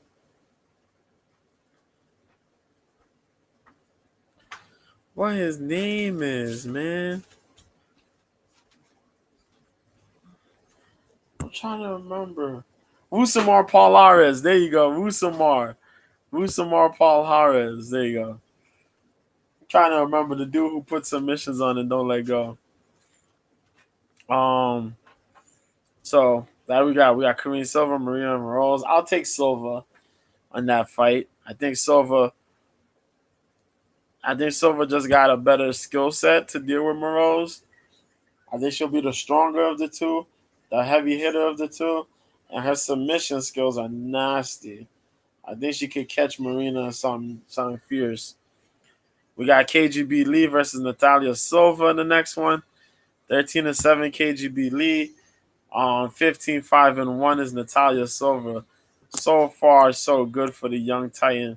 26 years old, 5'4" to 65-inch reach. Representing Team Boracha. Born and raised in Brazil. She got 9 wins by finish. No, 12 wins by finish. 2 by decision. 1 DQ. Am I doing the math right? Oh, she got a win by DQ. Okay, yeah, she got a win by DQ. Yeah, but so far, she beat the brakes out of Victoria Leonardo her last fight, which is sad, but yeah, she did that shit. Teresa Bleda, that was a good back and forth, and she caught Bleda. Jasmine Jasudavicius, she pieced up Jasmine. Um, and then the jungle fight, she was just tearing people up, man. The girl's been solid. She looked good. She's speaking that English pretty well. Um, that striking is coming together. She's fierce. She's fierce. Her jiu-jitsu's good, but her striking is very solid, man. She going up against a tried and true vet in KGB, Andrea Lee, man. 34 years old, 5'6", 69.5-inch reach. Represents Synergy Martial Arts Academy out of TXCS, but training in Louisiana with her racist ass boyfriend, whatever. 8 wins by finish, 5 by decision. She's had 1 loss by submission and 6 losses by decision. And she hasn't been submitted since 2016 against Sarah D'Aurelio.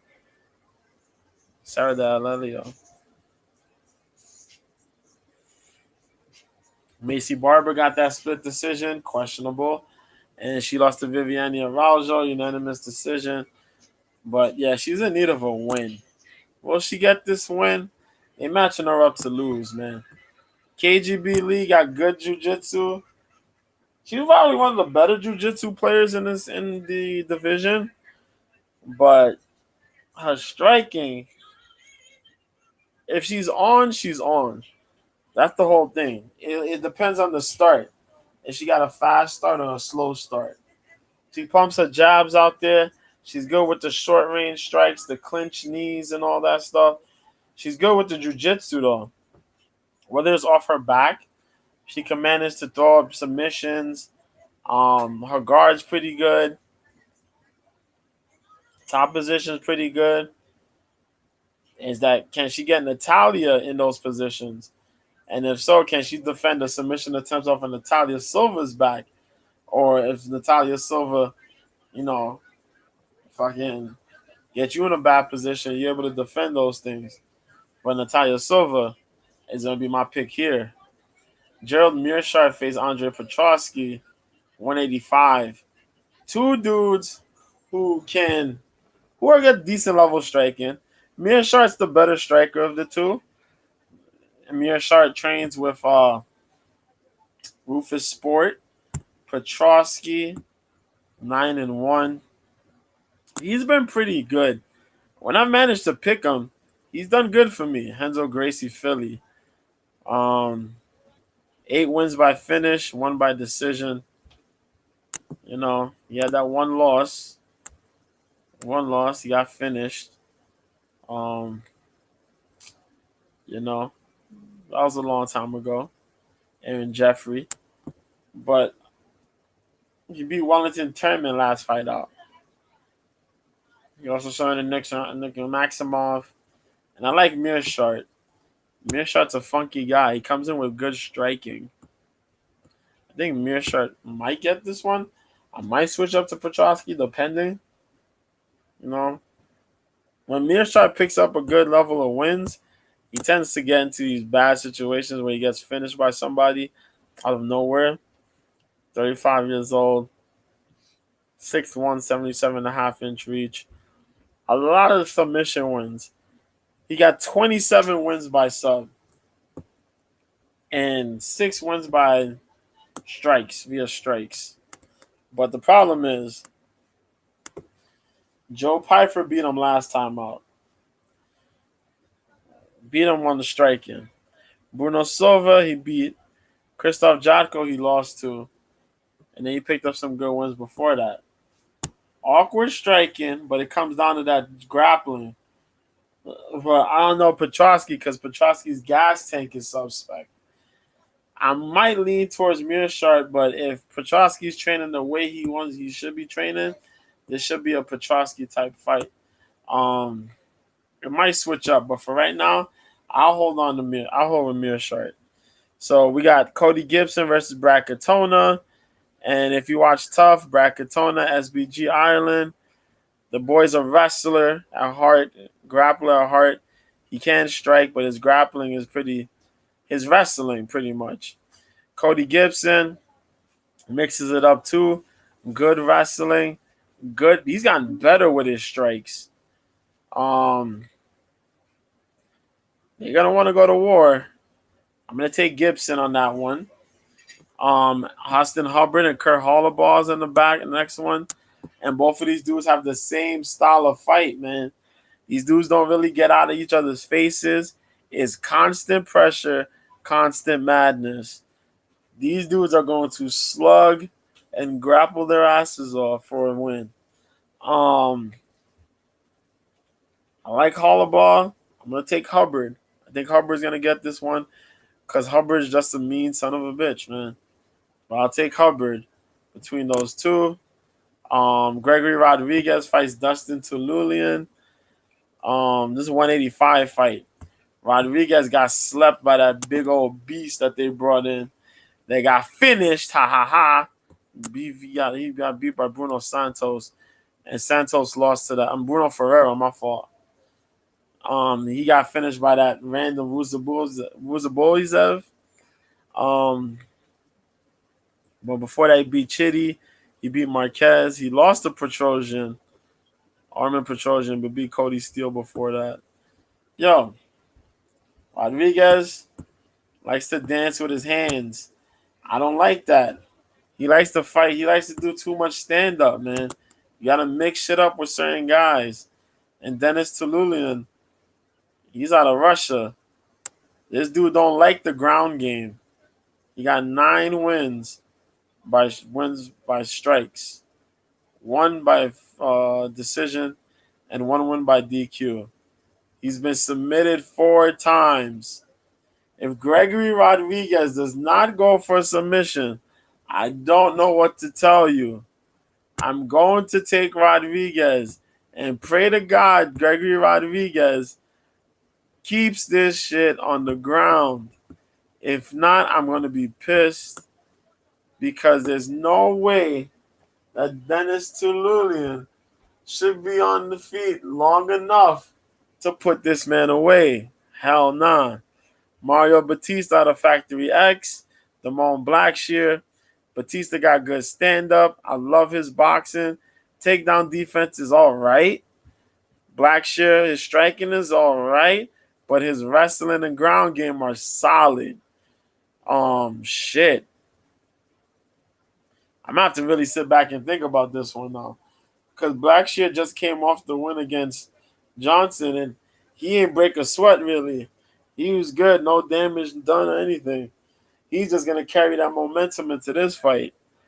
And Batista got good skills, man.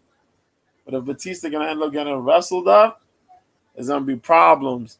And Blackshear got good ground and pound as well. Fuck, man. Should I ride the wave of Blackshear? We'll see. But this is the main card. Oh, yeah, main card. Yeah, main card. That's that Blackshear Batista open up the main card. Next one, Pedro Munoz versus Marlon Vera. Hold up. I like to do this when I'm going to talk about these main card fights because rankings are important. Let's talk about just rankings.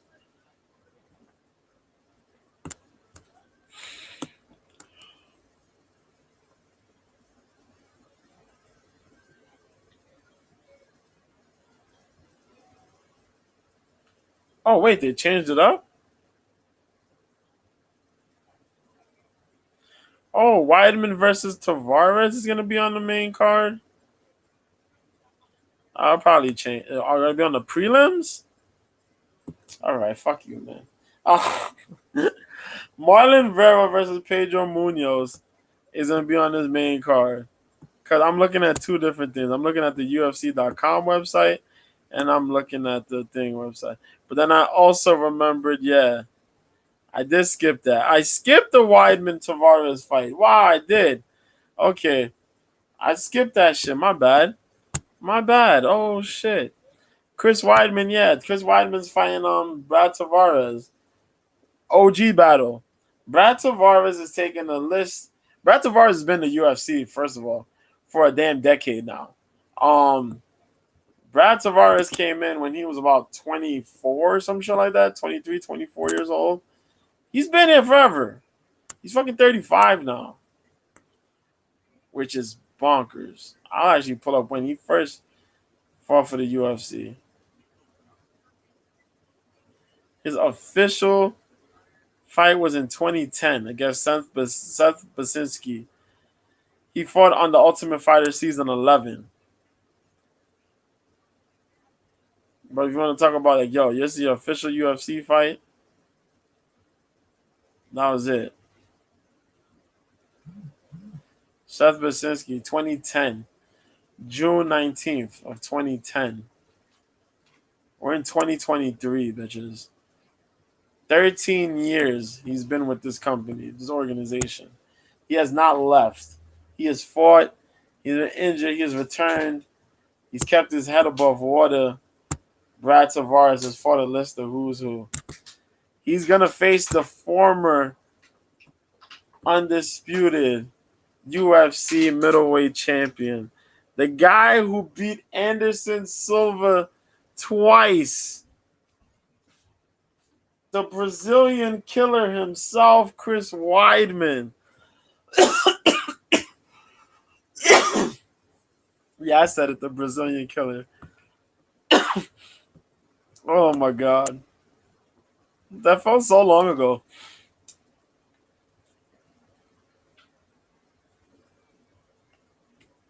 Made his debut in 2011. Wow. Made his UFC debut in 2011, man. March 3rd against Alessio Sakara. And had that hell of a streak until he fought Luke Rockhold, man. But damn. Man broke his leg. Yeah, he hasn't had a fight since the broken leg. He was supposed to come fight, and I think shit fell through. And Brad Tavares got beat up by Bruno. Was it? Yeah, I'm saying the right name right now. Bruno Silva, yep. He had that war with Dricus Duplessis. But he's fought a list of who's who, man. Cerro Longo, fight ready. Weidman, man. Brad Tavares, Extreme Couture ready. Both of these dudes got pretty leveled wrestling. I think Weidman has the stronger wrestling, but Brad's been a bit more active. So we see how this plays out. I think Brad is the heavier hitter of the two. It comes down to how the gas tank holds. Brad has been susceptible to takedown wrestling, and Weidman is a strong wrestler, a strong jiu-jitsu guy. But we gotta see how he does. This is a battle of OGs, man. Weidman is from New York, so I gotta lean towards my New Yorker, but that might switch up because I like Brad. Brad Tavares has been a dude, stand-out dude, stand-up dude. So respect to them too, man. But back to where we was at. Marlon Vera, Pedro Munoz. Number 6, Marlon Vera versus number 10, Pedro Munoz. Marlon Vera trying to knock on the door of a title shot. They play with Marlon Vera's name, man. But all things aside, Corey Sandhagen won by split decision. And because of that, he's in this fight. Marlon Vera had that 4 fight win streak where he beat Davy Grant, Frankie Edgar, stopped Frankie Edgar, beat Rob Font to a pulp, and then stopped Dominic Cruz, man. Thought he was gonna ride that wave, but it got halted. As for Pedro Munoz, he beat Cody Garbrandt, and he was supposed to ride that wave. But since then, Aljamain Sterling pieced him up. Frankie Edgar managed to bypass the pain of those leg kicks to get a split decision win. He did beat Jimmy Rivera. But then Jose Aldo came out there and put work on him. And then Dominic Cruz danced and pounded on that dude. Man, the Sean O'Malley fight, no contest. But then he beat Chris Gutierrez. Good win. So we here. Now Marlon Vera got that 10th Planet Jiu-Jitsu. He trains with Eddie Bravo and he trains with quite a couple mix-up of characters, man. His Muay Thai holds up pretty good. And he's a dude that just needs a better start. It's a 3-rounder.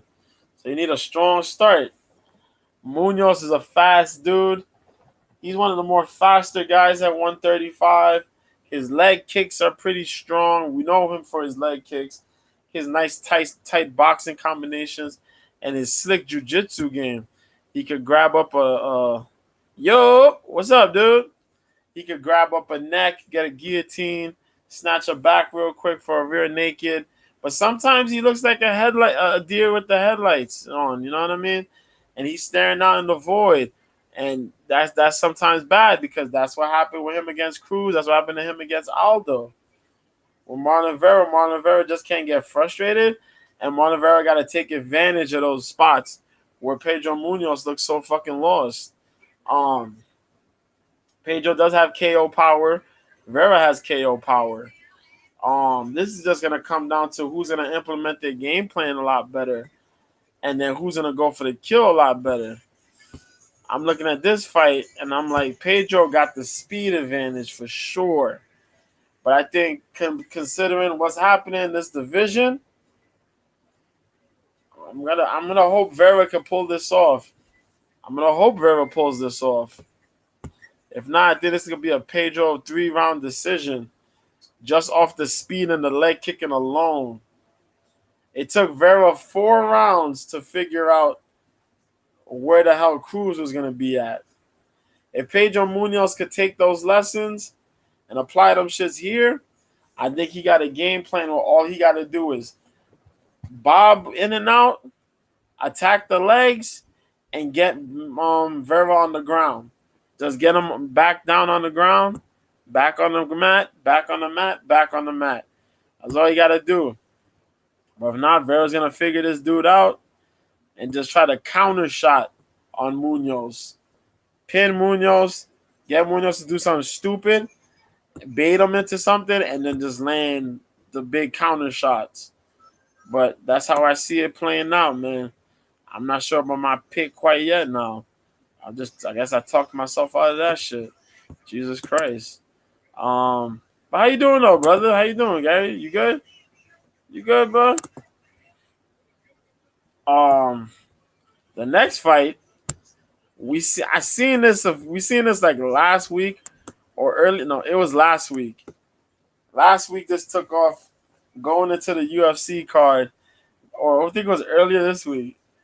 But Neil Magny was talking about he was signing off. He was signing on a contract talking about we getting ready, fight coming soon. Didn't think he was signing up for this one. Number 11, Neil Magny faces number 13, Ian Machado Gotti. Live, man. Live.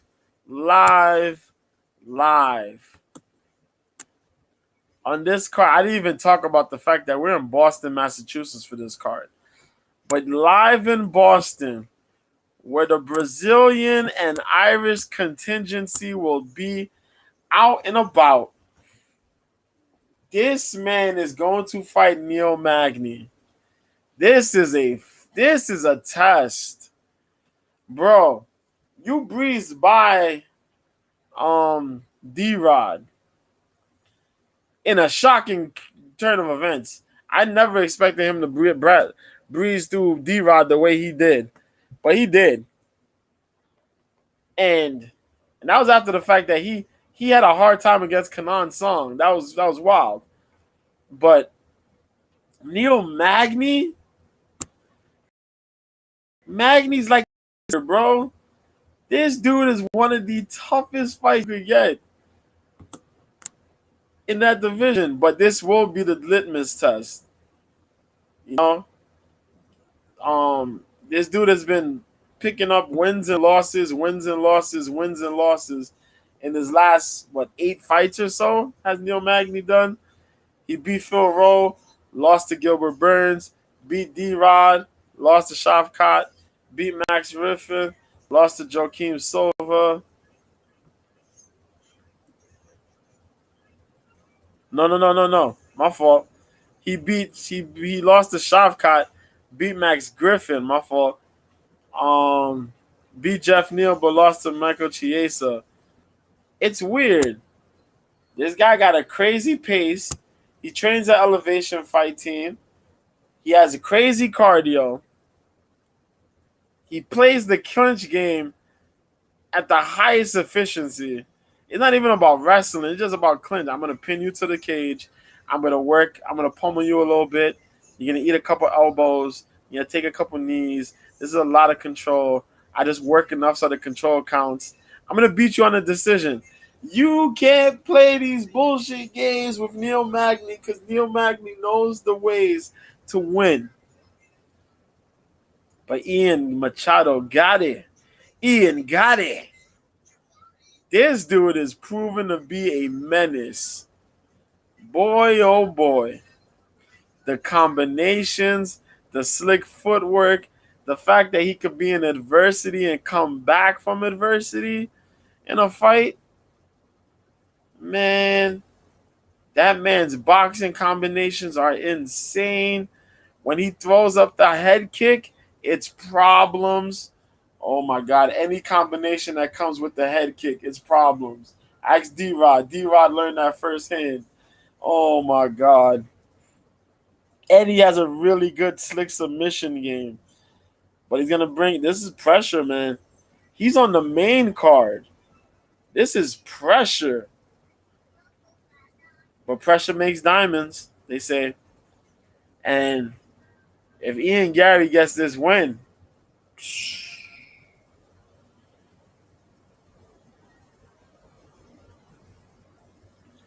I'm going to say something crazy. If Ian Gary gets this win, I want Ian Gary versus Vicente Luque next. Yep. That's what I want. I want that. Yep. I said it. You hearing me say it now. If this dude beats Neil Magny, I want him fighting Vicente Luque. Yep. Either you fight Vicente Luque or they rebook you against Jeff Neal. One of those two. But I would rather the Vicente Luque fight. It sounds crazy. But either Jeff Neal or Vicente Luque, give me one of those two guys for him to face, I'm good with that. But that's the type of fight I want to see. This is going to be crazy. Magny's going to have to avoid all the firepower that Ian Gary's going to bring. And for Ian Gary, just keep this fight in the center of the cage. But that said, the co-main events here, man. As the champion, Weili Zhang returns. I so tongue-tied that shit. Against the number 5 heavy hitter, Amanda Lemos. Amanda Lemos has had a path of destruction. Jesus Christ. 36 years old, 5'4" with the 65-inch reach. This girl, 11 wins by finish. Most of them, the finishes by strikes. 2 by decision. But she's been stopped twice. Once by strikes and the one submission against Jessica Andrade. Leslie Smith stopped it. Yeah, that was when Lemos was fighting like the other two divisions. Because Lemos fought at 135, she dropped to 115, and then she fought at 125. And then she started fighting at 125. And people kind of forget that. That's fucking crazy, ain't it? You fought big and then you dropped weight down. Crazy shit. But yeah, she fought Leslie Smith. But Lemos has been on a tear since she dropped to 115. Beat Miranda Granger. Choked Miranda Granger stiff. Beat Mizuki, the legendary Mizuki Inoue. Navina Souza. Beat my girl gone. Montserrat Ruiz. Knocked out Ruiz. That's why Ruiz was out for so long. Beat Angela Hill on that split decision. Yeah, that was real close. I even feel Angela Hill won that, but lost to Jessica Andrade, but came back against Michelle Waterson, submitted Waterson, and then Rodriguez. We seen what she did to Rodriguez. Jeez, Marina Rodriguez didn't even have to take that fight, but took that fight and got pounded. That girl got power. She got good submission games, tight on the submissions. Locks those submissions up dangerously, man. Her freaking rear naked, her rear naked, her guillotine, her arm triangles. Anything that's upper body submission wise, do not let her get it. Don't let her get it. Because she's relentless with those things. But the power that comes from her overhand, her head kicks, damn near every strike she throws has crazy power. But if you could manage to get her to slow to wail, throw those power shots till she gets tired, as we seen when she fought Angela Hill, bruh, you may get it. But she going up against that champ. Multiple Show MMA titles, kickboxing championships. Weili Zhang Magnum is the name of her. 34 years old, 5'4", 63-inch reach, representing Handan, China. Black Tiger Fight Club has been spending a lot of her time in the Tiger Muay Thai den. Whoo, up in Thailand, doing a lot of great things, man. Shout out to my man Topher, bro. My dude Topher, he's taking pictures. I'm Christopher Topher on Twitter. Follow that dude. He's a good follow. He's actually moved. He set up shop in Thailand. He's living in Thailand currently, and he's managed to actually have pictures. He got pictures of him and her training, and a couple of the other fighters, whether it's in UFC, Bellator, or even the one championship fighters. He's out there training in Tiger Muay Thai, the gym. It's been some good shit there, man. But yo, she's out there training for real. And this camp, from what I've seen, whoo, she's out here. She ready. 19 wins by finish. 11 finishes by strikes, 8 by submission, 4 wins by decision. She's only been stopped once in her life, and that was against Rose Namajunas. Other than that, she has 2 decision losses. And one of them was against Mengbo, and the other one is Rose Namajunas. See, you got the 3 losses, by heart. That's the one craziest thing about it. I know Mengbo because Mengbo fights currently at 1. She fights as a strawweight, and she's a menace. I think she fights as a strawweight or atom weight, one of the two. But Mo Bang is a Mo Bang. She's a beast, boxing monster. But yeah, Weili fought her. I'm both pretty cute. But yeah, other than those 3 losses, she's been on a tirade since she came in here back in 2018. Yep. She fought Danielle Taylor, won unanimous decision. Armbar Jessica Aguilar, which was kind of crazy because she busted up Aguilar, caught her with the armbar in the first round. Tisha Torres, she beat up. Andrade, I'll never forget that.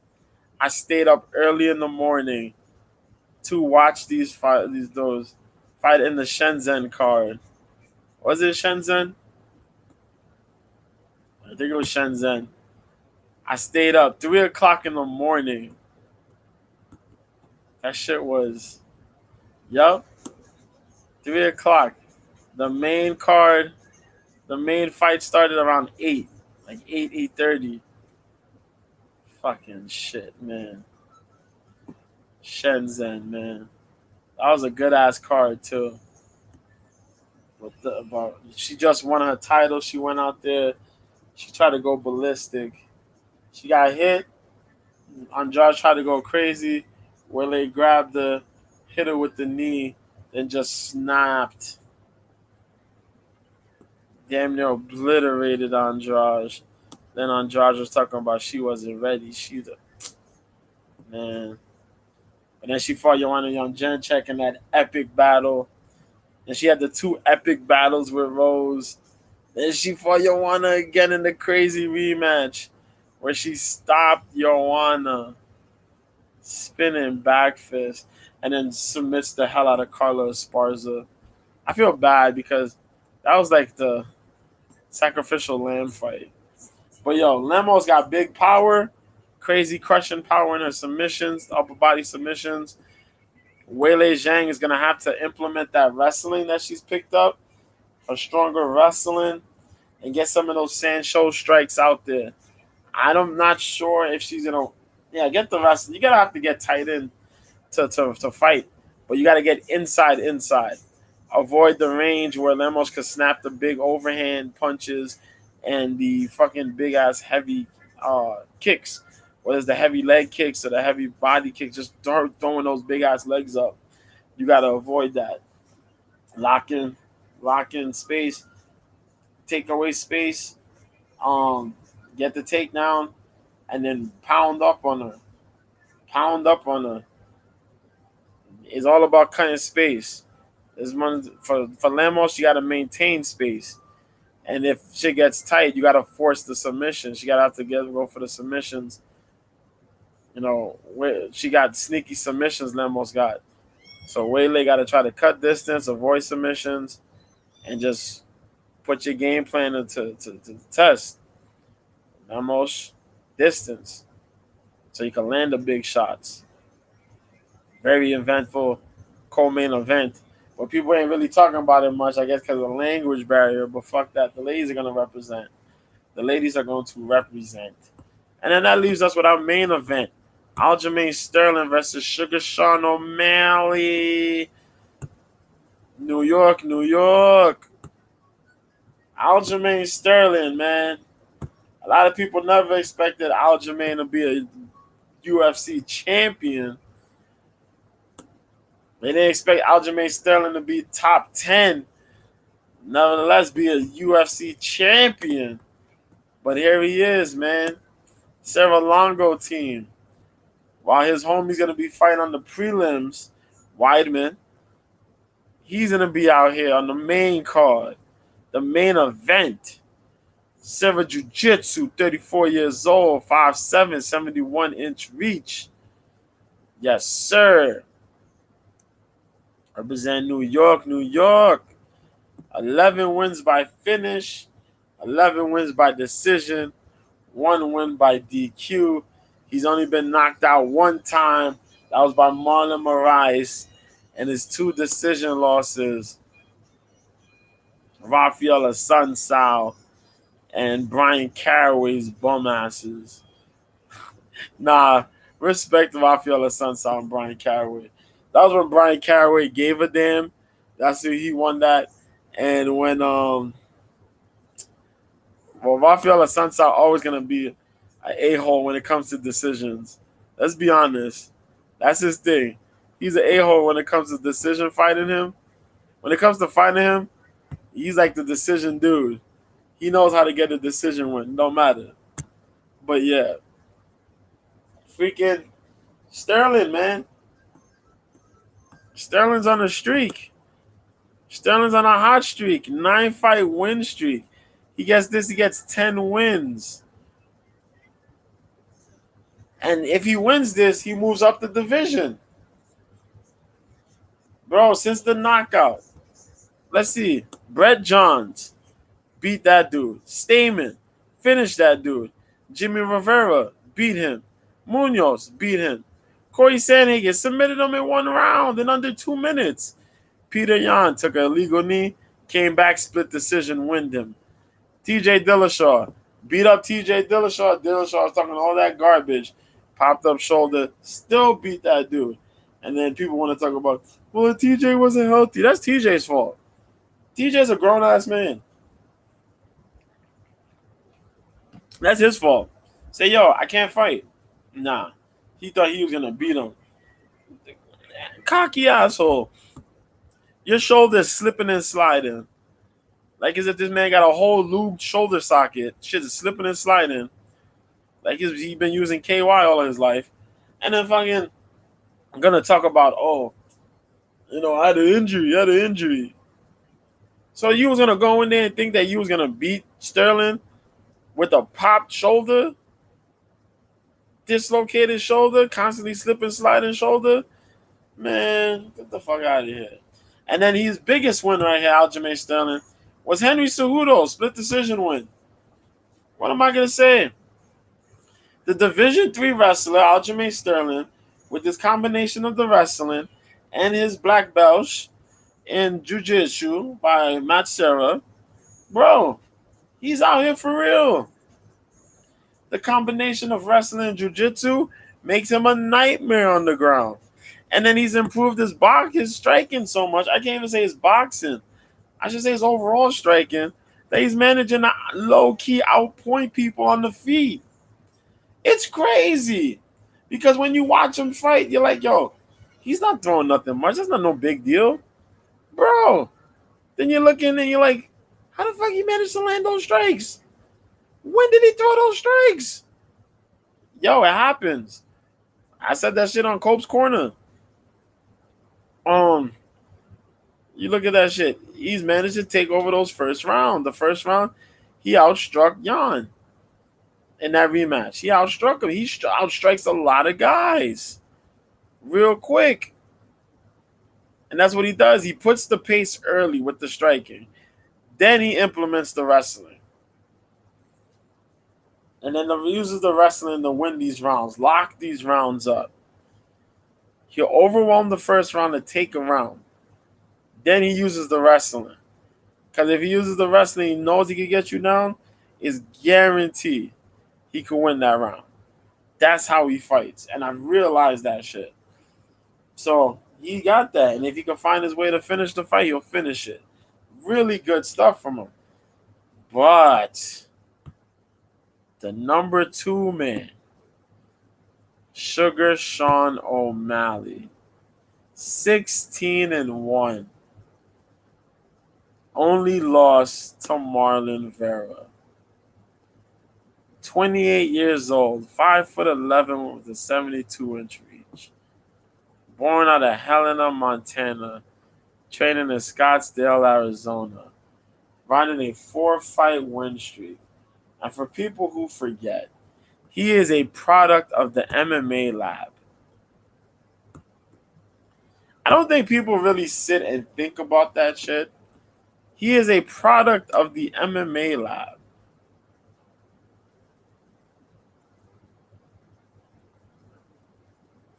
John Crouch.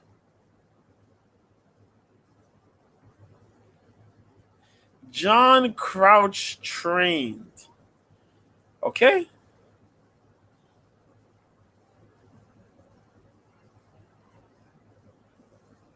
John Crouch trained. The man who helped create dudes like Steven Seiler, Efren Escudero, the former WEC and UFC lightweight champ Benson Henderson, OGs like Johnny Case, Yeltsin Meza, Vicky Story, the former WEC champ Jamie Varner, current fighter Bruce Leroy, man. Bruh, They're still working killers, man. Jared Cannonier. Come on, man. I don't think we really sit and think about all the killers that come out of that gym. We just clown Sean because of what Sean's managed to do. But Sean got killers in that gym, man. He got killers. I know he trains with his homeboy. He got that jujitsu dude. I be forgetting his name. He kind of looked like Sam Alvey a little bit, like a combination of Sam Alvey and Matt Favola. But yo, 12 finishes, 4 decisions. This dude is on 4-fight win streak. You know, he lost to Marlon Vera, but before that, you know, he came in this company.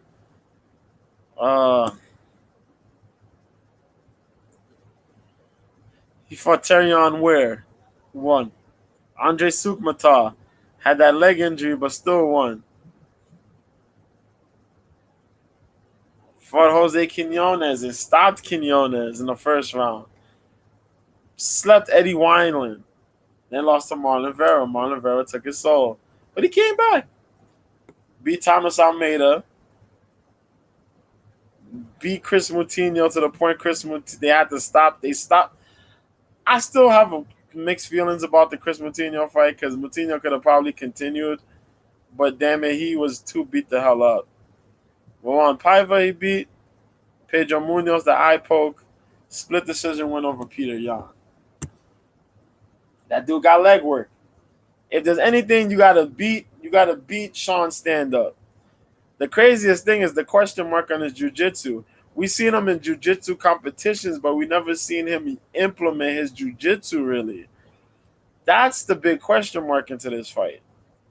Will Sean's jiu-jitsu be used in this fight? Can Aljamain Sterling defend well against the strikes coming from Sean? Sean got angles. And does insane footwork because he's a long rangey guy. So even if he don't move that much back, he got his arms. And he can fight long. He can make things short. And he has his kicks. He throws those kicks to dictate the range. So you can throw those kicks far, keep you long range. Throw a little knee in the middle, keep you short range. He does that little Cerrone type thing. Not a lot of forearms and not a lot of elbows, a lot more strikes, a lot more punches, jabs in the range, jabs to use for the range finders and whatnot. But then throws the long left. Yeah. Killer shit. Insane fight. I like this a lot. And Sean got volume too. Sean got crazy volume, but if you're not careful, lights out. Lights out for you. Because when Sean land clean, whoo.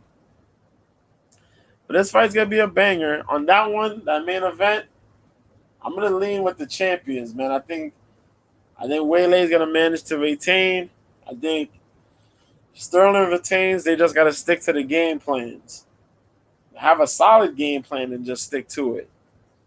And that's it pretty much, man.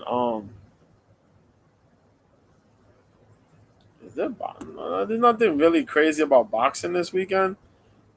But next weekend, I mentioned Alexander Usyk defends his titles against Daniel Dubois.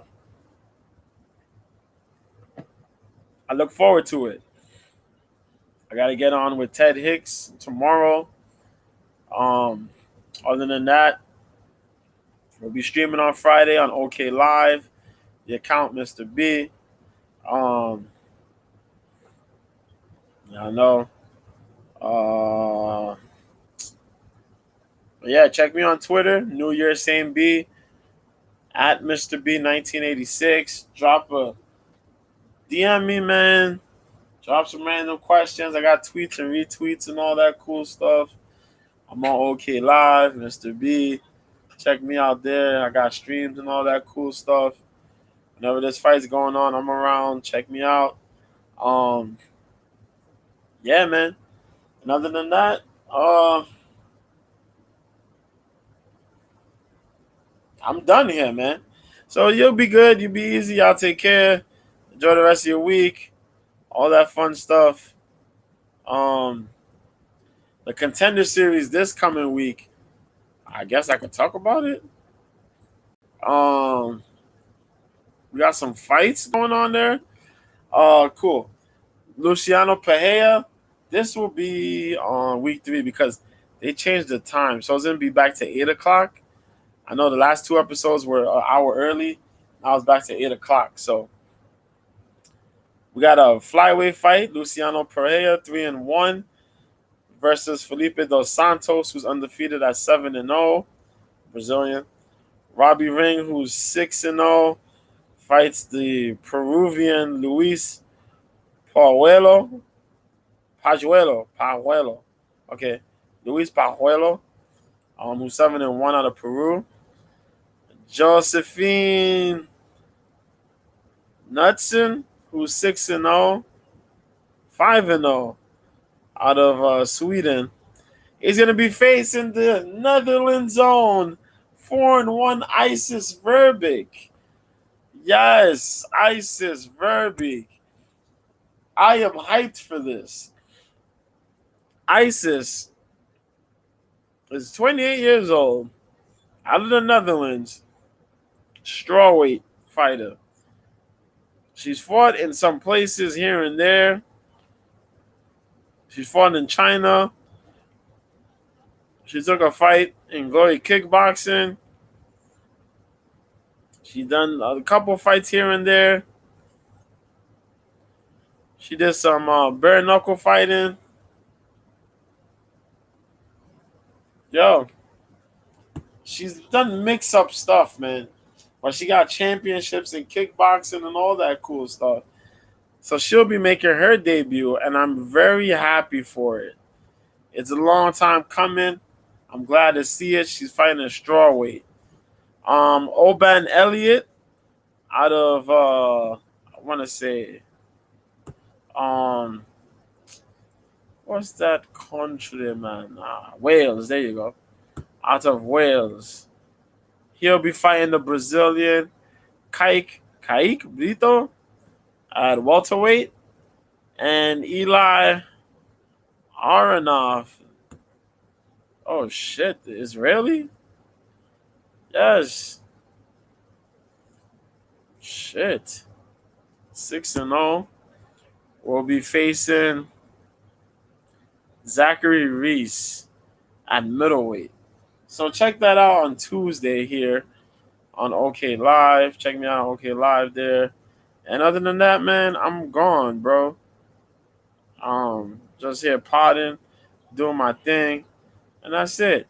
So be good, be easy, take care. I see y'all when I see y'all. Thanks for joining me on another B-Sides. Till then, I'm out. Peace.